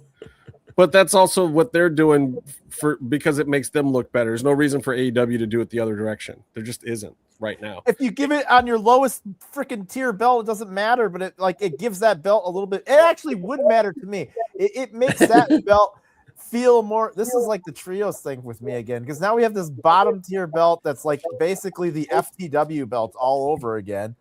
But like, it's frustrating because I hate when they just do redundancy stuff and it's like it's not unique. Make it cool in some way different, you know.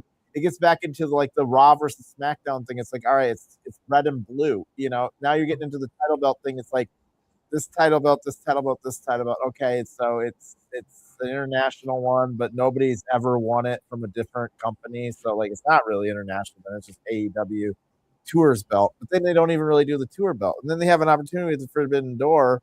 And they need that belt feels like the perfect belt to have like what Tekla had with Stardom to build around if you're going to do a Forbidden Door, and they didn't. And it's just frustrating to me because there's something cool that they could do with that belt, but instead it's just, you know, the bottom tier belt that you give to Andrade because he wants a belt. Yes. All right. I'm going to move on. I want to talk about the other side of this. I want to talk about the hot shotting. I got to talk about WWE. Yeah. So on Monday, I did Raw Dog and Solo, and I had a lot of shit to say about Sami Zayn as a champion. I've had a lot to say about Sami Zayn as a champion. Judging, you know, if you saw the clip that we had up on our Instagram, which apparently like 10,000 people saw it, so it went a little viral. Yeah. Also, you know, they don't really have to go through the 3 hours of the show. Sometimes they can just watch the reels.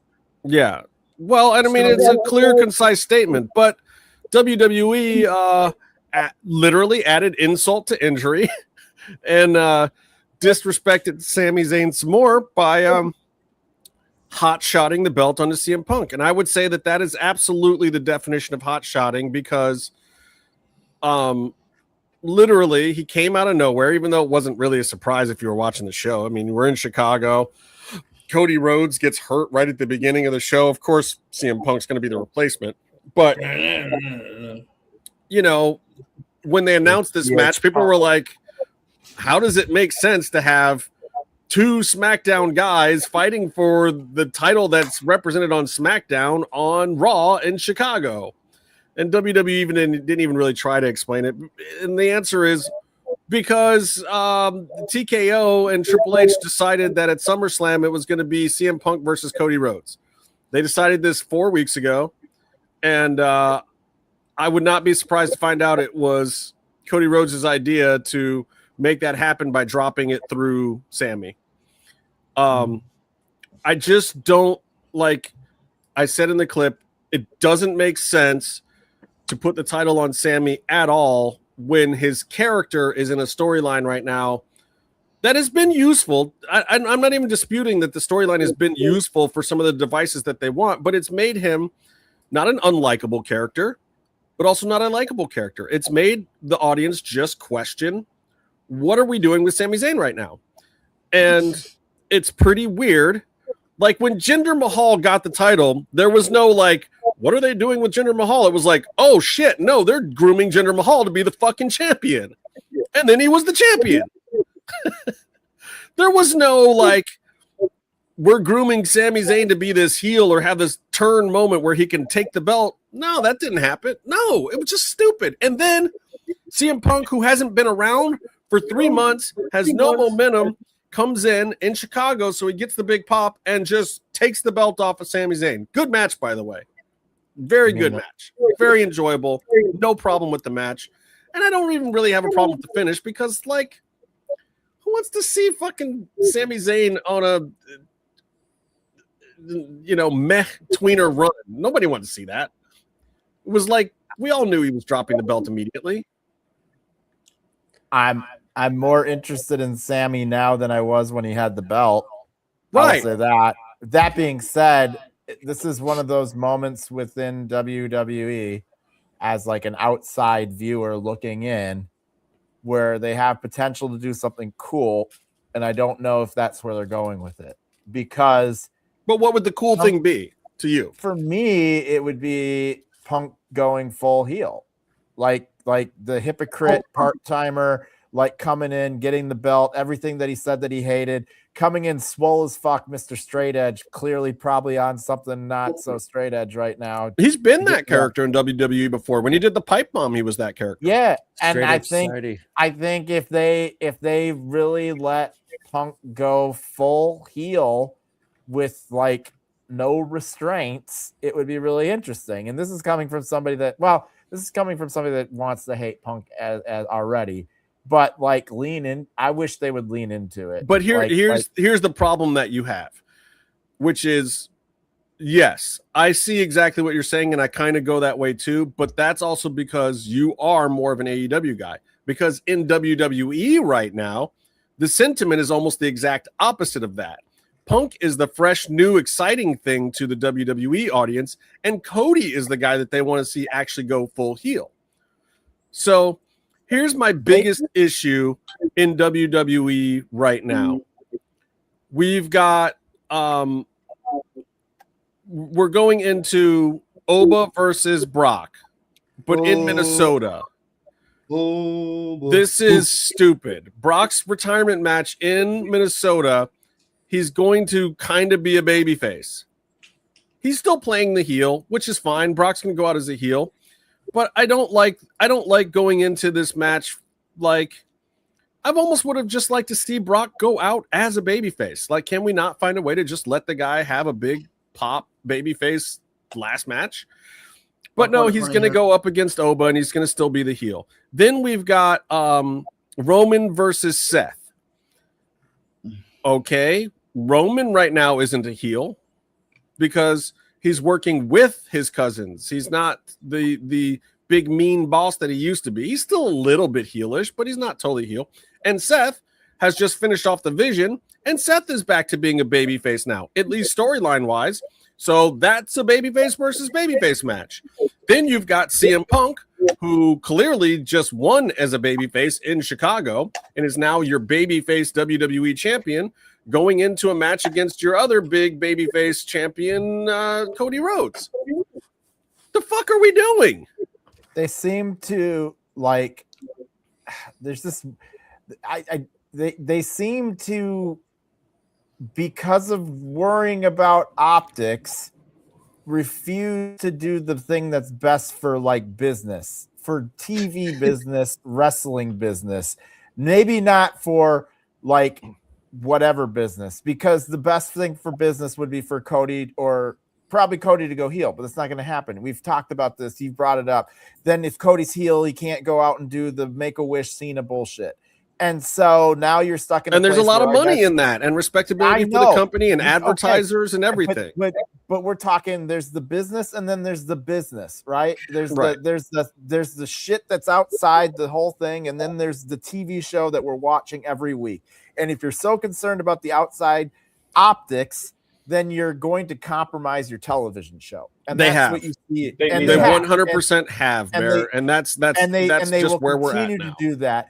And that's one of I mean, I have several knocks on WWE, but that's part of the problem that I can't watch it is because it was the same problem I had with Cody when he was in AEW. You can't watch it because it's become unwatchable. Yes. Well, it's because they're making choices that are compromising the show for the sake of big money outside corporate interest. Yeah, like 3, 4, 5 matches on their second biggest event of the year that are babyface versus babyface. Yeah, it's one thing to have one of those on the card. You got away with one at WrestleMania, but you can't have every match on the card be that. It just doesn't fucking work. And what are we doing? I also think they've sort of leaned back into this weird like TV PG thing where they're afraid to have their heels be like real bullies. You know, like back in the Attitude Era, you could get on a mic and like talk your shit. And now it's like it feels like everything's got to be kind of pulled punches, and we can't really have these guys be really bad or evil or anything like this.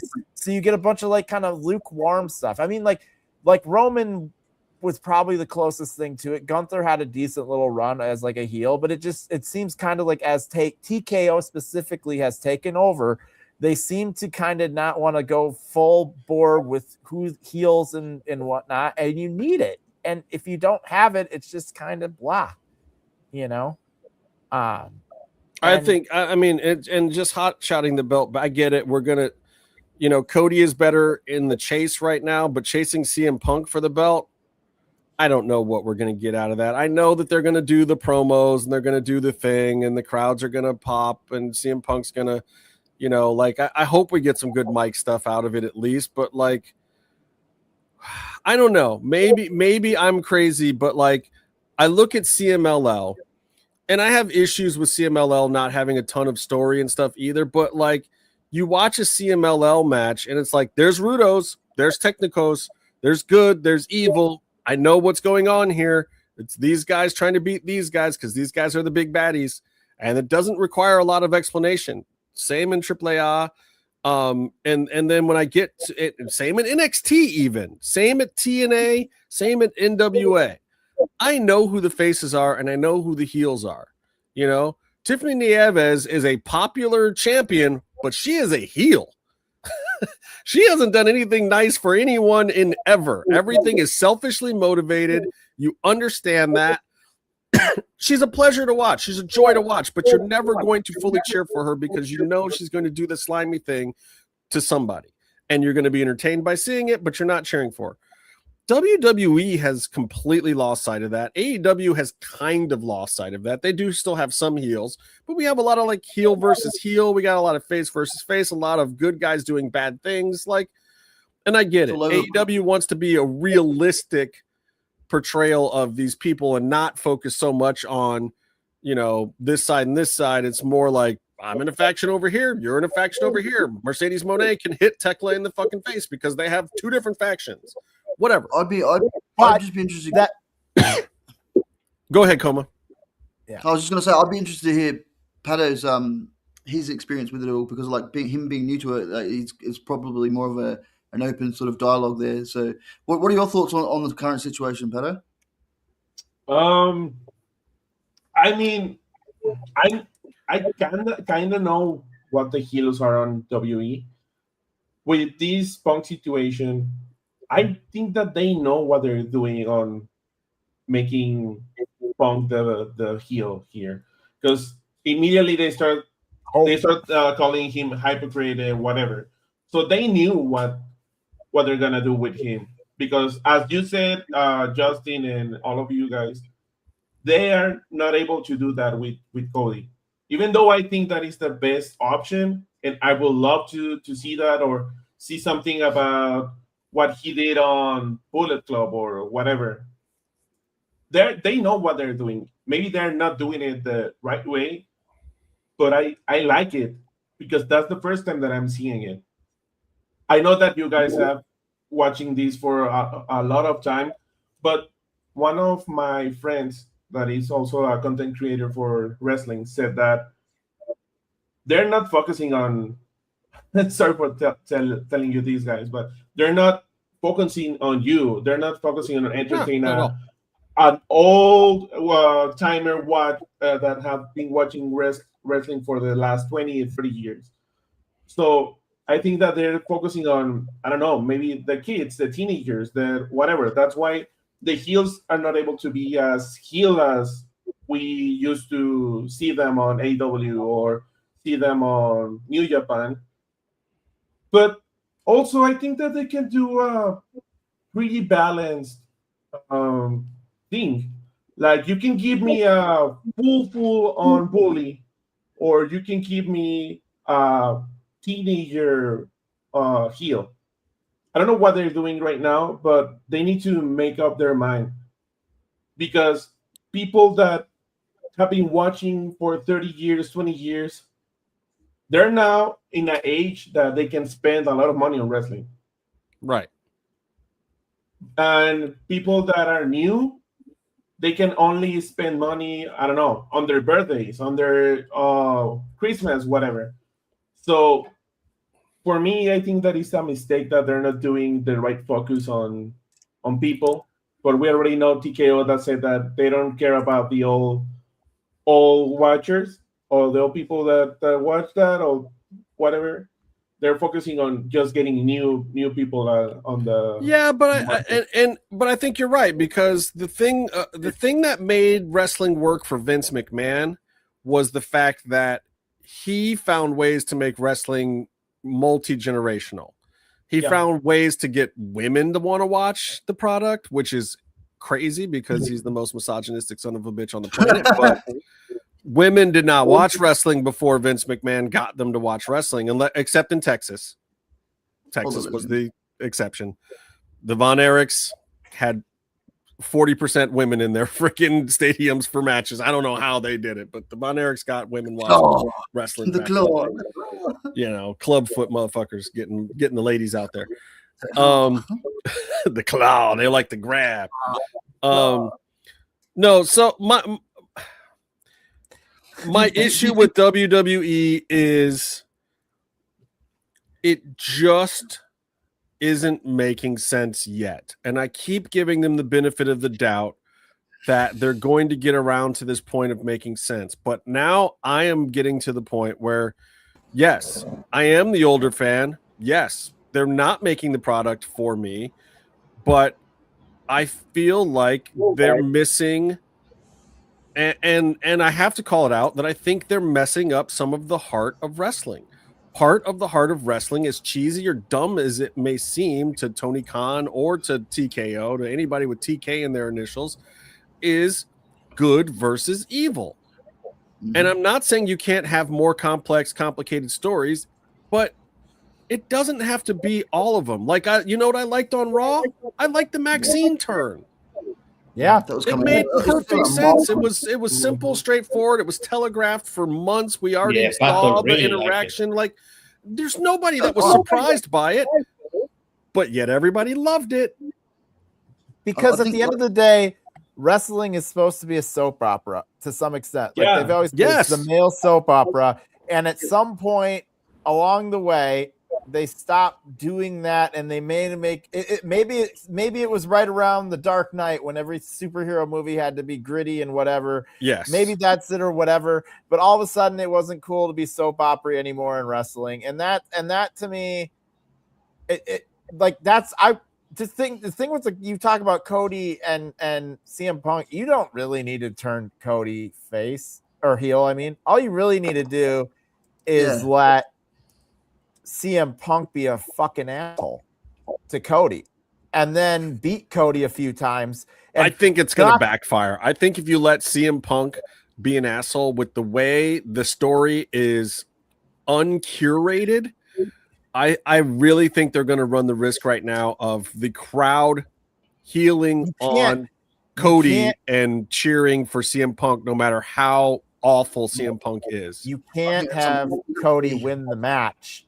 You have to do, and maybe that is the case, but I think you can't have CM Punk keep the belt. He's made out of glass. You have to. You have to have CM Punk keep the belt. And then what I would do is have CM Punk sit there and talk shit on the mic and then only defend the title every couple months, you know? And I think they really got to knock Cody down a couple pegs, you know, like have him come out of this thing and be like, crap, I can't, you know, now I'm out of the title picture because I lost this title. And so now I got to get back up here. And then the fans are going to be more interested in him because what they don't want is they don't want Super Cody. You know what I mean? Like they don't want Super Cena. They don't want Super Cody. That's the thing that they don't want. And like, you can have him take a couple steps back, you know. Well, maybe that's the whole reason Kenny is no selling the nut shot. Maybe Kenny is just saying, I'm not Cody Rhodes. Because Cody Rhodes nut shots are kryptonite for him, apparently. Every year, Cody Rhodes is going to go into the big match, gets hit in the dick by somebody, and it sets up a feud, and then he fights them for the belt. I think that's how you say hello to Cody now. Cody Rhodes, you just kick him in the balls, like. And I'm going to say this. I'm going to say this right now. If Maxine had been wrestling Kenny Omega tonight, Kenny Omega would have lost because her nut shot is on a different level than everybody else's. Yeah. But like, would you come to say like with wrestling and especially WWE, I think it's an evolution of things in the sense where it's like you go through all your eras and stuff like that, and we're at that point now where you've had a company take over the show, and I think they're trying to keep some sort of professional, family-friendly image because they're trying to pitch it at more, like you said, the newer audience where it's like the kids and the next generation, whereas like us as being, I guess, connoisseurs. Why they like that? I'll be honest though. I don't think that's the audience that they're looking for. I think the audience, and the reason why they're doing this, the audience is corporate America. They're trying to please the CEOs of other companies. They're trying to get the ad dollars. They're trying to be in good with ESPN and the Disney. So they're trying to look like that, but at the same time, their marketing and their pricing and the event structure is set up for 35-year-old white males. It's not set up for families or younger audiences. Whether that's the target audience or not, it's like you said, it's kind of trying to get, you know, more contracts and more of a corporate image where they're trying to make it bigger and bigger and bigger, and as they're going through it. And I guess it's whether, you know, like it's how they're doing it at the moment. They've got no idea with the writing, and that's what we've complained about it for ages and how it's all being set up, you know. And I think, like, going back to Sami Zayn, for example, like, everybody's got different thoughts and feelings on it. I'm sort of at the point where I was like, I think when Gunther had his title run, Gunther, yeah. So Sami had a match against Gunther in Canada, and I thought that would have been the time, if any time, that, you know, Sami should have gone over because he was red hot then. But you know, I'm glad he got the title. You know, it could be worse, it could be better, it could be worse. But hey, let's look at, like I said, Finn Balor gets it, loses it the next night. You get those sort of quick turnovers, but at least you can say that, you know, even for 9 days that he was the champion, didn't get to defend it. But I feel sorry for the guy. It's just wrong timing. It's all timing and placement, man. And I just don't get why. All right, so the WWE wants to make a lot of money, right? They produce like 8 hours of television a week, right? I don't know why they're not trying to capture all of the audience, right? And what I mean by that, but what I mean by that, they're not. They are not. They are not. I know. I'm not saying they're not. I think they think they're doing exactly what you're saying. They're not doing that, and honestly, if WWE but they think they are. If they wanted to do it, what they would do is they would cater each of these shows to different demographics. You'd have your AAA, and that would be going after kind of more of the Spanish. No. Let's keep them away from AAA. Let's leave it so. No, this is what What I'm trying to say is AAA would be going after that Spanish market, and that way they're directly going after a market that likes what AAA does. The NXT would be going after like the up and coming market. You would take Raw and you would make it your AEW market. Your more wrestling fans, your harder core, your more trashy stories, and then you take SmackDown and make it your more family friendly thing. Now you've got a little bit of every market everywhere, and now you could. But what they're doing is they're, especially on the Raw and SmackDown thing, is they're literally just taking 4 or 5 hours and going after the same market, which is not a huge chunk of the audience that doesn't want it. And now you have 5 hours of TV that feel like the exact same thing. If you would separate the two shows and give you like different kind of TV, now you have actual different audiences, different shows, and now you are trying to collect all of the audience. I just don't understand why they wouldn't do that. The reason they don't do that is, first of all, they think that they think that Evolve and AAA and NXT and SmackDown and Raw are different enough products that they are covering all the bases. They're not. But also the reason why they're not is because the whole process is a grooming process to get people ready to do things the Netflix Raw way. Because they see that as the height and the high level, and where they make the most money is when all of a sudden you get a guy like LA Knight that was originally like a TNA guy to them, been around on the indies. They put him in NXT. He worked his way up through a couple of decent feuds with Cameron Grimes and Ted DiBiase or whatever the fuck he did. He gets on there. They revamp his gimmick a couple of times, but all of a sudden he's ready for prime time. He's popping 17,000 people and he's selling T-shirts left and right. And so they look at that as the success. They want the Jey Uso thing. They want the LA Knight thing. They want Cody Rhodes to come in from another company and sell the shirts and get the big pops and do the things. The entire process is set up for grooming that. And then, they get these people up there and they're great talents and they're entertaining us on TV, but they're Dakota Kai. And they're like, well, Dakota Kai doesn't sell T-shirts. Dakota Kai doesn't do Make-A-Wish. Dakota Kai doesn't register in a boardroom when we're trying to sell Nestle Crunch Bar commercials. So guess who gets cut? Dakota Kai. Like even guys like Sheamus, who have been very good for the company on the advertising side. Sheamus has done a ton of advertising work for WWE. They go back to him and they're like, man, you're not moving the needle right now. You're not putting asses in seats. Let's restructure your contract. Mate, loyalty is nothing when everybody's replaceable. That's a professional. You take that to the grave. And here's the kicker about that, because I don't disagree. You can't look at Sheamus and say Sheamus right now is worth $1 million a year. He's not Sheamus from fucking 8 years ago. He's not. We know he's not. He's not worth that amount anymore. But part of the business is you climb your way up the ladder and then you get extra money for not doing as much work. But what TKO is saying is we're not going to do that anymore. However, my problem is, okay, fine. You don't want to do that, but you signed a contract with Sheamus. It goes for 2 years. So guess what? You got him for 2 years. You paid him $1 million. Do something with him or don't, but pay the man his money. TKO's not doing that. TKO is saying, look, we can just flat out fucking fire you. But instead, we're offering you a chance to restructure and still make some money, but money that is more commensurate with the value that we see that you have now in our company. And that is a kick in the nuts, because that's not the way that Hollywood works. This show has been about kicking people in the nuts a little bit too much. This is seriously, though, this is part of why wrestlers need a union ASAP. This is where this is ridiculous. The guy has a contract. He works for your company. If you're not getting out of him what you need, then you were dumb for giving him the contract. You don't just get to be like, no, we were dumb for giving you the contract. We're going to restructure it. We're going to change it midstream when you've got 2 years left on your contract. What? What's the point of a contract? It doesn't protect the worker at all. Are they at least offering less days with that? Yeah, I mean it's a restructure. They're saying, hey, we need you for this, this, and this. We're not getting other stuff out of you. You know, can you take literally you say a no, third? you get fired? How's that a restructure? Like but no, but I'm saying,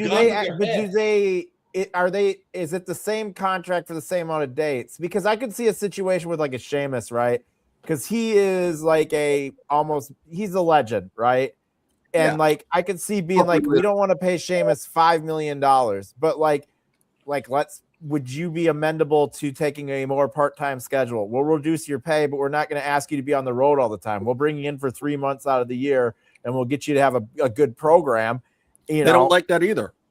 But that's what they should be doing if they're going to start paying discounts. They should say, listen, if you're not going to do it, we're going to offer you more of a part-time schedule, so at least you're not doing the dates. They're having trouble with the people that have those kind of deals already. They don't want that anymore.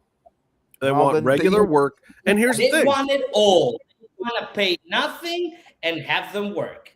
Yes. Corporate. And when you take a talent that's 10 or 11 years younger, that's exciting. You take a Trick Williams and you replace Sheamus with Trick Williams. They're like, okay, we pay Trick Williams $300,000 a year. We pay Sheamus $1.2 million. Trick wrestles every week, is popping crowds, is doing media for us. Why the fuck do we have Sheamus? And you can't tell somebody from a new company that's sitting there in the office and looking at it on paper, Sheamus, what did we do with Sheamus last week? They just ran his Snickers commercial again. That's the only Sheamus thing on our docket from last week. Like, be smart about when did he film that Snickers commercial? Oh, a year and a half ago. So what are we paying Sheamus $1.2 million for? And I'm just making that number up, but I believe it is somewhere in that ballpark. If you're going to restructure it for someone like Sheamus, right, who has all that experience, he's a locker room leader at that. He's been in the ring for God knows how long now. Take him, utilize him, man. Put him in the performance center. Teach the younger kids that are coming up, man. That's still restructuring, though. That's still restructuring. They still a valuable asset to the company. Experience, because if they care about experience, Jey Uso will not be anywhere near a ring because he just like. But don't the wrestlers kind of have leverage now? And why are they not using the leverage? They are. Because Sheamus said no, and he's going to wait out his 90 days, and he's going to call Tony Khan and get his $1.5 million to go be in the Death Riders. I don't even know if here's the thing. Like with Sheamus, it's like I honestly don't think Sheamus moves the needle like that. I don't even know if he'll end up in AEW because he kind of feels like a guy that can easily be the next Miro or somebody that wants to come in and kind of big time it a little bit. No, he is so tight with Moxley and Claudio. He'll walk right in. He will be Sheamus in AEW would be really cool. He would have good matches with people, and him back with no, but I'm just saying. I'm saying he will be CMLL champion by the end of the year. Yeah, but Claudio was. He'll be fighting. Yeah, but I'm saying it is on its own it's an idea that would work. But is it a good idea? I don't think so because the roster is already so full. And the was almost already to retire. If you're Sheamus though, and you're making that money, and they come to you and they say take half or take a third, you're like, even if Tony Khan doesn't hire me, like first of all, I'd immediately be like, I'm taking the chance that Tony Khan will hire me, even if I can't negotiate today. And if not, Sheamus was in the bracket where he's making enough money where it's like, okay, well, I guess I just opened 4 of Sheamus's gyms or something else. I go buy a Burger King. I do something else with my life altogether and make money because Sheamus can still he can take whatever money he's got and still make 600 to $1 million a year easily. But he can also just go work part-time all over the world and put on a really cool match every few months.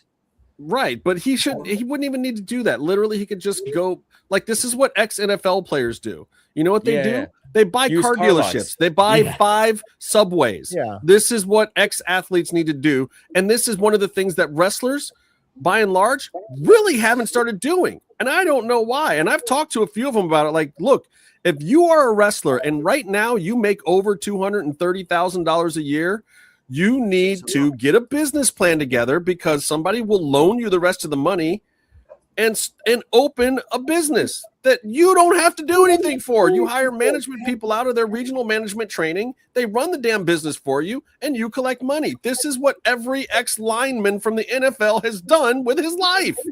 Sheamus Airbnbs in Ireland will be amazing. Let's do it. I'm there. Let's go. Drinking Guinness and hanging out in Ireland with Sheamus. He was already almost going to retire, and that's the other thing too. And Exactly. and that's why I'm skeptical about the AEW thing. I am. If he showed up in AEW, would I be surprised? And that's not necessarily. But as an AEW viewer, do I want Sheamus to show up in AEW? Nah, he doesn't really move the needle for me, if I'm being honest. You know, it's kind of just like it's another like Edge situation where it's like, all right, yeah, he works the WWE style. And like he can't quite go in the ring as much as some of the younger guys. And so for me as an AEW viewer, I'm not, and that's the thing, is like, is Sheamus going to bring in people from outside to watch from WWE? I think so. He will. Big time. Will he bring in more than New Day? No, it's a separate thing. New Day's going to come in and do their thing for a little bit, but these guys are also at the end of their careers. But is New Day not going to bring already the audience that Sheamus would bring over? Or is there a different audience for Sheamus than there is New Day? Oh, Mexico! Es un nuevo día. Sí lo es. I think you get Sheamus is real popular with the redneck wrestling fans. He really is. Like, and I think AEW has a little bit of that, market, but I think he brings you more of it. And Claudio had it too. Like, but honestly, Sheamus is more recognizable than Claudio, and Sheamus is a former WWE champion. And like, but to your point, bro, Jinder Mahal makes money, more than most people because he's a former WWE champion, even if he's one of the worst ones. To that point, Sheamus in AEW in the Death Riders does make. I'm just saying, him going into Death Riders doesn't make sense because they just added Will, and Will being the new guy in Death Riders is the story there. And bringing someone else in takes that away. But I personally, I would entertain the idea of Sheamus coming in, doing some matches, but ultimately, winning some, looking great, but also ultimately he should lose and put over a lot of the top guys of AEW. He should put over MJF. He should put over Ospreay. No, he should do exactly what Claudio does, and you'll get the exact same result from it, but just a slightly bigger reaction with a little more traction out in the world of casual wrestling viewers. And do it on like a 3-year or less contract. Part-time, let him have some fun at the end of his career. And then he would be a good guy to be an agent, but not at WWE. He was too high up the ladder to be an agent at WWE. And if you look at WWE, none of the current crop of guys that was there were ever top guys. They were, it's Petey Williams, it's Shane Helms. Like, there were guys who had big moments. It was Abyss, who was a TNA guy, but he's like the best agent at WWE right now. That's why in hockey you have a lot of player coaches who were, there are exceptions, but you have player coaches who were. Are you kidding me with this? I would watch the shit out of that. Are you kidding? Let's go. Awesome. Sheamus versus Ultimo Guerrero. I'm in hockey, down for that.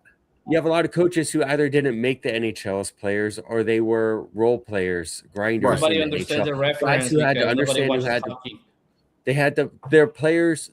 You don't need to know the rules of the game. They weren't the superstars. They weren't the ones with God's gift in their hands and you can in say their the feet. same thing about soccer, baseball, whatever. Yeah. So I'm making a point about. No, but what he's saying is make a point, make the same point. Coaches are the ones. The coaches. They're barely. Hockey is the hardest sports. You can just bring up football.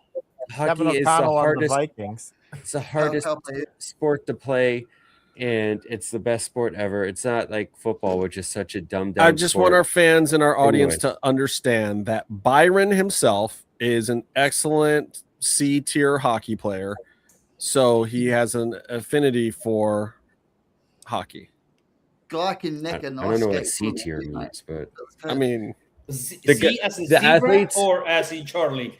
I'm just gonna leave it out there, whichever floats your boat. All right, let's do some pops and drops because I got to get the hell out of here. I got to get up early tomorrow. All right. I'm look, there's a lot of things I could say with my drop of the week, but I've already said it. I'm going to reiterate it now, loud and proud and very clear. My drop of the week is any professional wrestler taking a nut shot and a belt shot and kicking out on one. That is fuck-ass stupidity and should never be allowed on wrestling programs. Kick him off the show. I don't care if you are Kenny by God Omega. I don't care if you're Hulk Hogan himself. The corpse of Hulk Hogan should not kick out of a nut shot and a belt shot. No one should ever be able to do that. It undefines wrestling. It turns wrestling into a laughable comedy of stupidity. We're losing all of our credibility now. Whatever. Yeah, when I started the show saying that, we had 20 more people watching than now. We worked so hard at our credibility, and it's gone. That's exactly how I feel about the nut shot and the belt shot resulting in a 1 count. That is my drop of the week. Are gonna ever believe that it's a real fighting show again? Never, ever. How suspension of disbelief is gone. I used to think Hurricane Ranas were super deadly, but then I watched recently, and it looks like a guy just rolls around. He throws himself into the move. If you want to know what breaks continuity for me, it's those stupid finishers that take so much setup to get to the point to do it. And like unbelievable a setup. 271 plex or whatever the fuck it is. Is it? No, like a 619, but like at least the 619 made sense. But then there's like a series of moves now that people do that need the person to be in a certain position to take a move. Oh, like they have to hold to the The lady Chick in NXT, she's awesome, and the move does look cool, but it's also like there's only one instance in situation that you could ever do this. Yeah, but that's the finisher. So now we have to create a situation for it every match, and like sometimes it works, but a lot of times it doesn't, and then that really that bothers me more than a nut shot and like a title thing, because like I get that he's hulking up or whatever, but like those moves that just like Bandito has that one where he has to have him sit there and like, and then he takes forever to get to it. That's sometimes. what I was talking about. Don't you dare talk about okay. Yeah, but those ones really, those are the ones that like take me so far out of the match, it drives me nuts. Bandito's my man's. All right, who's got a drop? I need a drop. That was my drop. That's your drop. Bad move setup. My drop is Justin's take on Justin trying to tell wrestlers how to wrestle a match. There's different genres of wrestling, different audiences. There's different styles for different audiences. The 1 count kick out has been around for over a decade. It is awesome. It is another exciting thing to add into a match. After a body slam. No. After a lariat. No, after a finish. You're expecting a 2 and like 5/8 kick out. And then they do a 1 count. And you're like, oh, and get you all jazzed up, and the whole building will start shaking with the energy. But still, the person could come back and win. The person could lose a 1 more move because they're getting their shit kicked. Okay, so what am I supposed to believe is a move that just ends a match? Like, what if I drop a ladder on somebody's head? Can they 1 count kick out? No. What if I sledgehammer them? That Kyle Fletcher match where great ladder came out of the ring, maybe. What you need to do is you need to go to those websites that sell customs and book your own match. And you think and I have it? And then it'll finish the way you want it to finish. Oh, I finished the way you want it to finish. What? You acting like I'm broke. Of course I got customs. I got a wall full of them. I'm just saying, if you want to be that particular about the finish of a match, then Byron, have you ever seen that show, How I Met Your Mother? Yeah. It's called Custom. They didn't have any wrestling on that show. They had hockey on the show. Video game, though. They had Canadians on that show. Okay, so we got a drop from Baron. We got a drop from Byron. Pato, you got a drop for me? Drop, yes. The exploding skateboard. I'm with you on that. No, that was one of my tops. No, I that was liked one of my it. tops. No, Yeah, no, No, why? hold on, no. The whole Okay, thing, it worked. And then It was fine. Andrade had the Hold on. controller, and he's like, "How you know?" How you know? How you it's just- know? No, I like the whole explosions. setup. I like the whole setup because he goes like, "Don't open it," because he will explode right away on your face, and then like, it was pretty funny. I liked it. I don't know. It was fun. Why can't we have fun? Oh, I because of think this that guy. it was fun. I just Justin don't says like we cannot have the fun skateboard. anymore. Oh, you Yeah, don't. it's You not- don't mind the that's explosion. You didn't like a skateboard. Yeah. Like they can explode anything, but the skateboard and how I don't know this guy's name, but the one that got the Tony. explosion didn't react like I don't know. Brian Cage. Yeah, I didn't like how It's he not- react when he Is exploded. that who it was? He's doing the best he can. Okay, well, He went to the Jeff Remember- Cobb School of Acting. Remember when I was like, "Hey, remember that first segment that everybody was complaining because the birds didn't have it?" It's probably because they couldn't fucking act. They didn't have to do anything. Somebody else could have said something, and then they just go into fisticuffs. That is more of an editing and direction kind of a problem than If they had a director, then the director could have just been, "All right, fuck it, I'll do it." Walk up there. Okay, I Suck, have a question. birds cannot Byron, bite can you a read what? Rebecca's comment for me? My job is a company where being the best wrestle, but it doesn't work like a real fight, i.e., the nut shot. Yeah, because they're the Did best not shut wrestlers. It's a Destroy fucking the wrestling shot. show. It's a They're the made up. best wrestlers. If you can't take a nut shot in wrestling, then you got to go to WWE. Exactly. It was Not a so real awesome, and like it was so.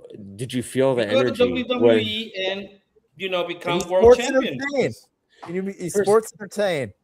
because that's And what they take do the over shot. there. Kenny went. Take nut this shots and final- become champion of the world. I'm gonna turn the video off on this because this might be offensive. But Kenny went full Japan for the finish of the match. Oh, We're like, whoa! We do not endorse Bro, the comments you made by can't, Byron. you can't go full offensive and then put the sponsor on there. Wow. Total backfire. oops. That's a pizza cutter spot into a Domino's commercial Okay, there. before I No, do drop he, or whatever, I he have to went ask a full- question. Yeah. He went full. Yeah. Ask it, Nintendo. Tony. If you're Sasha, Bailey. Brooklyn. hockey fan, who is Oh, I this thought you guy? said Sasha. Who's that guy? Yeah, Well, that's who's you. the guy that I'm shaking hands with? That's I don't know Tony who that S.T. Allen. You tell me. Are you shaking hands or like Yeah, holding I his hand? know. dude? Are you Cam 15 Neely. in this I don't- picture? How old are you? No, Yeah. I'm 27. I'm I'm too like old. 27. I'm a real boy. I'm a real boy. I'm like 26. Is that the coach of the Canucks back when they were doing the thing? Yeah, this is You're in Vancouver? Alain Vignon. Oh yeah. oh wow! Yeah. I Cool. don't know who that guy is. That's Yeah. You can tell awesome. the picture's old because they're carrying newspapers. That's cool that you made us look He at was an old handing picture out of you. newspapers outside of a drugstore in Vancouver. That's how you know it's old. There's newspapers in the Because there was newspapers. There's like a payphone in the picture. There's a newspaper. No, I but- miss Vancouver. Not so much anymore. Tony, do you have a drop? Do I have a drop? I actually really enjoy wrestling, but I do have a drop. Yeah, must be nice. Andrade is getting sidetracked from the World Championship by bullshit. I He's mean, going he went also- from eyeballing the world championship now to the lowest possible belt in No, AEW. not even. No, stop. Not even. He has to beat someone else first before getting to the lowest belt available in the company that nobody like. I'm the champion. I think I won it last week and lost it at one point. So are you What saying that they're happened? treating He's starting a Andrade belt like a Mexican in catering? Is that what you're saying? Well, but they can't because he's so fucking over. Just put the belt on him in fucking Grand Slam. Okay, but work with me here, Tony. Work with me here. No.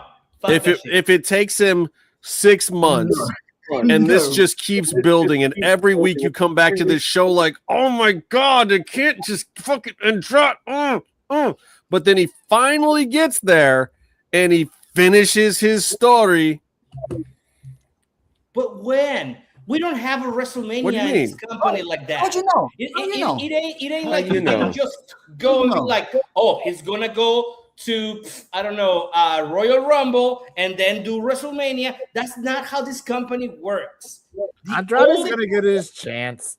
He will. The thing that sucks is that this is the thing. He's gonna get his chance, whatever. While he's hot, man. Meanwhile, MJF is gonna be 7-time champion. But I got to tell you this. I got to tell you this. Hold on. Why couldn't you have him be this transitional champion as Kenny is doing right now? Why? Okay, What's the because difference? but here's the thing. Tony, you know Andrade. Just take a look at the look on his face. He has already cut the deal with Tony Khan for that belt. It is absolutely, it's inevitable. He has already made an agreement with Tony Khan that he will be the first Mexican champion in AEW, or else Andrade would be a fickle, sourpuss son of a bitch right now. But he is having the time of his life. He somehow double fucked up all of his career and landed here, and he's as happy as a pig in shit. He's gonna get that belt. Tony Khan and him have already planned it out, and you know how Tony Khan is. When he gets that thing in his mind, he's going to do it. I just think there was already 5 other of those Tony's going to do it's in place before Andrade's whole shit got finally cleared up. So now they're toying with it, and Andrade's having fun. But I'm here to say that before this time next year, and it might take a full 12 months, but before July of next year, Andrade will be the AEW World Heavyweight Champion. Well, yes, but further, he's going to take it off MJF. He'll be the next one to take it off MJF's. My job as a Mexican, born, citizen, carrying a passport. Preach. From north of Mexico, about like 2 hours from his house. Preach. I have to push this shit all the time because I cannot let it slip. Let's do it. And also, how you know? How you know? So, and what I need to have a belt. And what I need is for Shane Taylor to have the heavyweight title at some point in time, so we can erase that Swerve is the only black champion. No. Also, he would be the first male Mexican champion. Right. Swerve is a outstanding citizen, perfect representation. I love Swerve. Wow. Nigga, what? What? We just lost our monetization. No, actually, it's in the thing. You can, black. If you've said it, definitely. Have you met Stefan? Just like, I would let him babysit my kid. Woo! Who? You don't like your children. You will let Swerve? First of all, I'm not going to say it. Didn't he burn a house and shit? I'm saying. He's gonna teach him how to start fires. No. He wasn't the one that burned the house. It was his house that got burned. Yeah. He was the one that he was the one that did the attempted murder and abduction. And also, I'm justified. Swerve has done nothing wrong. Also, why I have to push this role model even more with Andrade is because Mexicans, we have nothing to go on with anymore. Because Mexican I agree. This dude is so committed to his bit, right? This is my. This is a bit. You being Mexican's a bit, Tony. Wow! Did the white guy just say I know that? The skin color says you man, but this is how I live. No, he's so committed to the character right now that he showed up on TV today wearing like an 8-piece suit in 90-degree weather. Right. That alone should get him a title shot or a title. Seriously, Thunder was texting me like, this place is open. Like there is no locker room in the back. There is like, it's 95 degrees, 86 humidity. Yeah. And this motherfucker comes out like he's in Glasgow or some shit. He hasn't changed since that one trip. Same suitcase. Dude, when I was out at the bar, he was walking around in that same outfit. When I ran into him at the bar, that was what I was like, oh shit, it's Andrade. And he's still dressed like it's so funny because when Trick Williams does it, it works. But when Andrade does it, I'm like, because Trick Williams wears a fur coat all over Florida all the time. Yeah, but because when I look at Andrade, I'm thinking Durango, and I'm pretty sure that right now it's 125. 25. No. Right. Hilarious. Hey, Comatose, can you save this segment and give me a drop? You want a drop? I gave a drop. What do you mean? I don't think I need to. I think we've touched base on all of it, man. I didn't get to see my man Bandito or Leo Rush tonight, so I was a little bit disappointed in that. Yeah, but Leo Rush. I just feel like we got a bad. Well, Leo, if you want to see some Leo Rush, go and watch that match that him and Shotzi just had. That's I did. some fun It's stuff. awesome. Okay, It's really great. It's really great, Yeah. and there's a lot of angles you can play there. Definitely really cool. I mean, I like that he's got this story and this character going in AEW, and then he can take it and further it on the Indies and do other stuff. And if you haven't seen that match, I won't spoil it. in ROH. I still don't know about his hip hop album. There, it's a little bit controversial. Yeah, I'm with you. It's a little sketch. It's a sketch. Yeah. All right, so now we're gonna go backwards, and since we're on you already, Coma, give me a pop while we're on you. Ooh. Lost Tony. Fuck Tony. Bye, Tony. Oh no, he's just gone at the wrong time. Oh no, Tony, he's supposed to give me my new day. We didn't talk about Andrade enough, so he left. Wait, so you wanted New Day already? Oh, they still got some time on that no compete. I'm gonna get it. Pardon? That's your pop not getting New Day? Wait, that's my intro into my pop. Okay. I have to have that. He wants to do the New Day in Spanish. Yeah. Well, then we need Tony back. No, we got Pato. He's got it. Could do it. Okay. It's a New Day, yes, it is, but you have to do it in Spanish. You know the New Day song? See, he doesn't even get it. You need Tony. Got nothing. It's a New Day. Yes, it is. We have the meat. Tony left him hanging. That's Coma's drop. All right, Bear, what do you got for a pop? My pop is kind of a drop because my pop is Kyle Fletcher dropping Takashita on his head on the turnbuckle and then taking that belt. Because that was, that move, that brainbuster, the turnbuckle brainbuster was gnarly. I didn't really like how that match started, but I loved how it ended. You saying, what do you need to finish an opponent off in AEW? That right there. That's what it is. You don't come back from that. Kenny Omega's not kicking out on one on that one. But that, those two guys are awesome. I can't wait for them to. I mean, they're creeping into that actual like world title picture. They're sitting there haggling over the belt that's main event adjacent, and so those two guys are awesome. I can't wait to see what else they do during their careers, man. Okay, I'm with you. Pato, pop. Bear stole my pop. Bear, you son of a bitch. Sorry, I could give you my other one. No, that's solid though. I like that you guys take both my like skateboard it. one. My other one was a skateboard. You can take that pop if you'd like. So I really like Kyle's match against Takeshita. It was really cool. Actually, I like it better than Omega's match. Yeah, I don't disagree with that. I mean, and realistically, when you're looking at it, it's like those two guys are wrestling wise probably in the top 10 right now to me. And they know each other, right? The company or like wrestling in general? I mean, in all of wrestling. Like I put Will Ospreay as the best wrestler in the world right now. But Kyle and Takeshita are probably 8 and 10, somewhere in there in the top 10.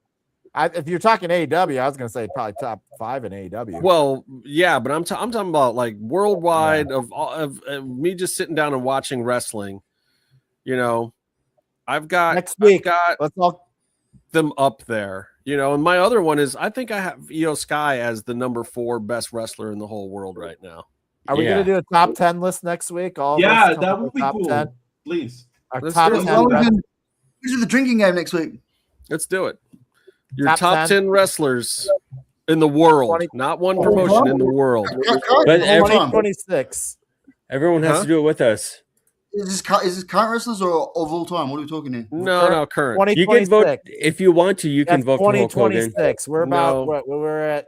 He was alive this year. 7 months into the year right now. So who are our top 10 wrestlers of 2026 right now, currently?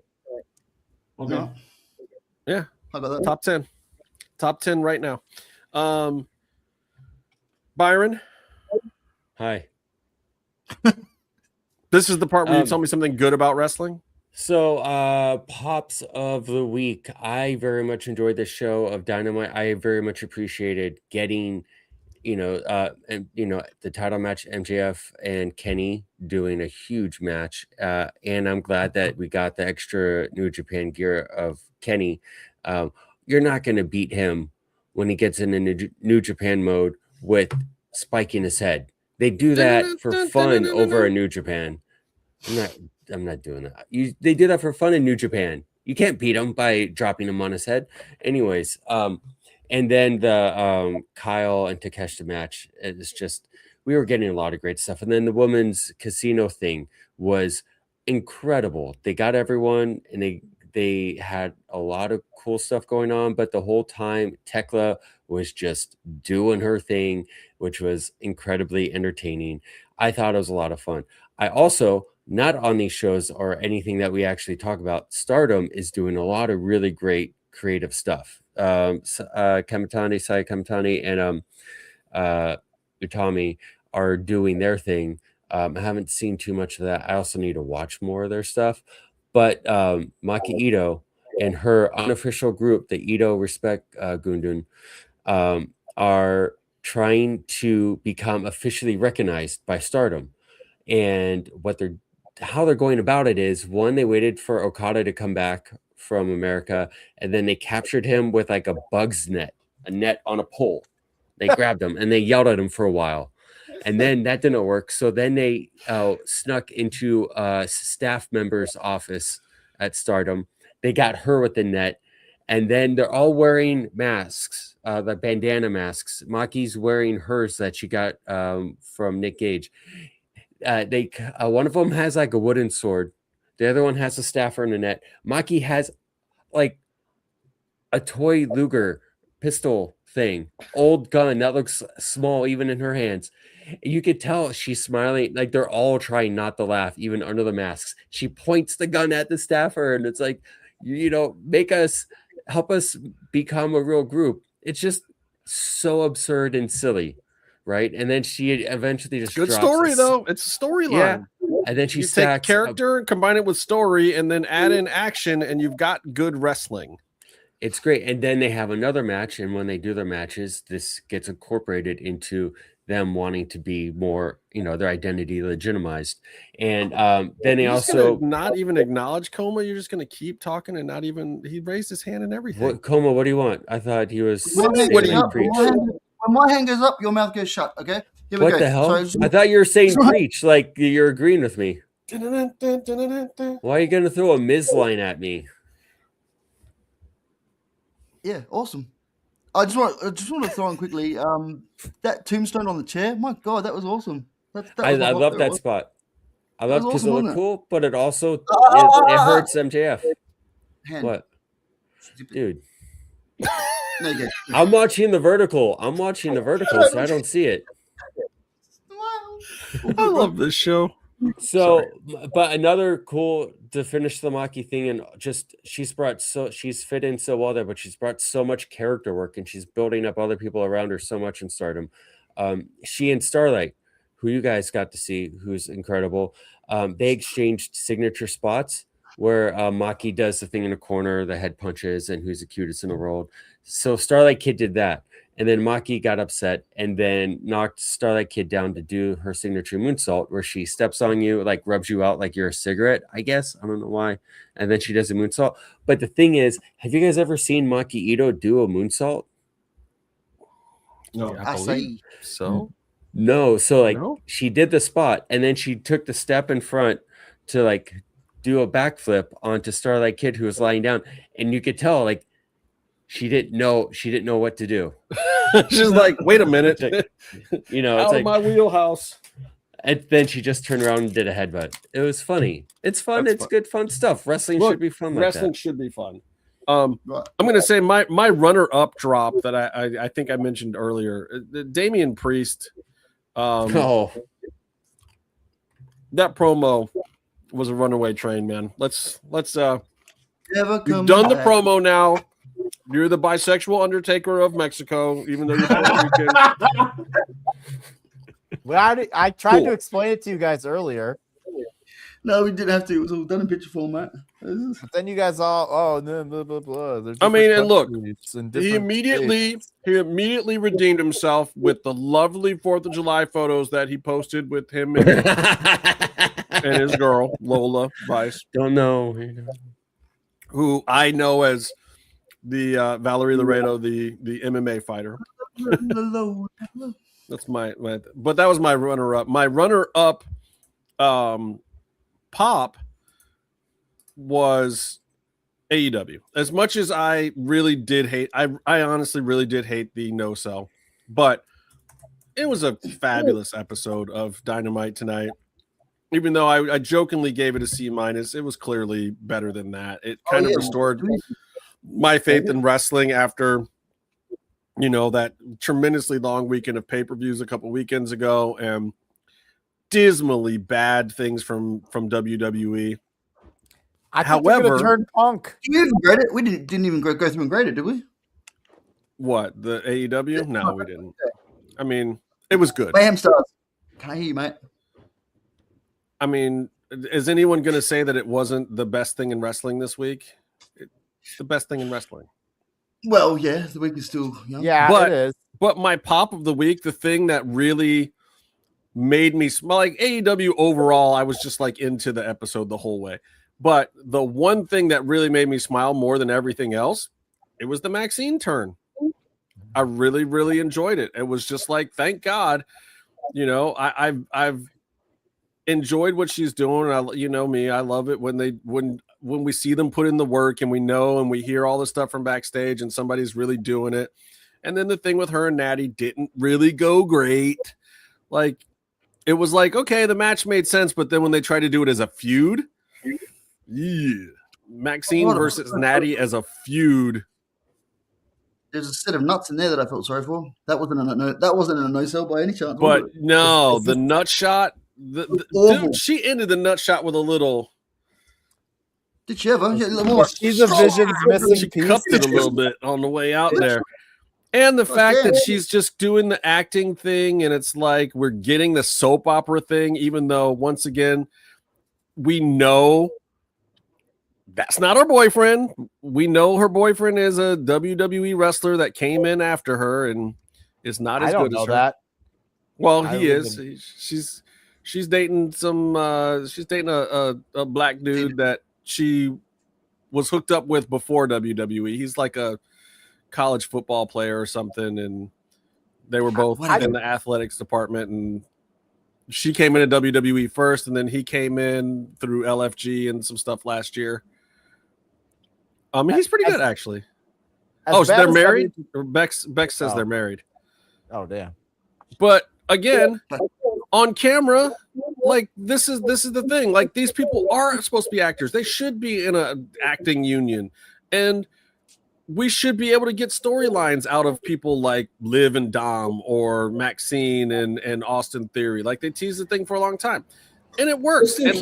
And that is my pop of the week, because that is the kind of stuff that I think drives story. It drives character. You put a hot girl with these annoying guys, and all of a sudden, 2 weeks ago, we were talking about, oh my God, disband the Vision, get rid of this shit forever, make it go away. With Maxine, I'd give it another 3 weeks. Maybe longer. Maybe 4. Maybe it gets a Judgment Day run. Maybe. Go ahead, boys. Free for all. Tony, I think CM Punk is gonna do the heel turn. They have like a bunch of the guys on Twitter calling him out for being a hypocrite, and then Jack Perry. I think they're going to do that also. I just don't think it's going to work. Tony, do you have a pop or drop or anything else you need to say before I cut this thing off? Before you do, can you do New Day for me, please? Oh, I have a new Spanish thing to say that is a catchphrase translated. Naranjas. It's not.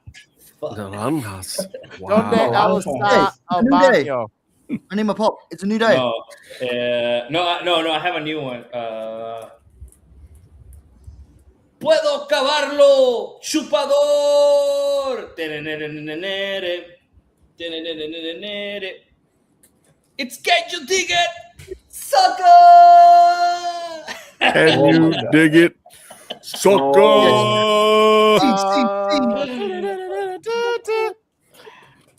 Five times. 5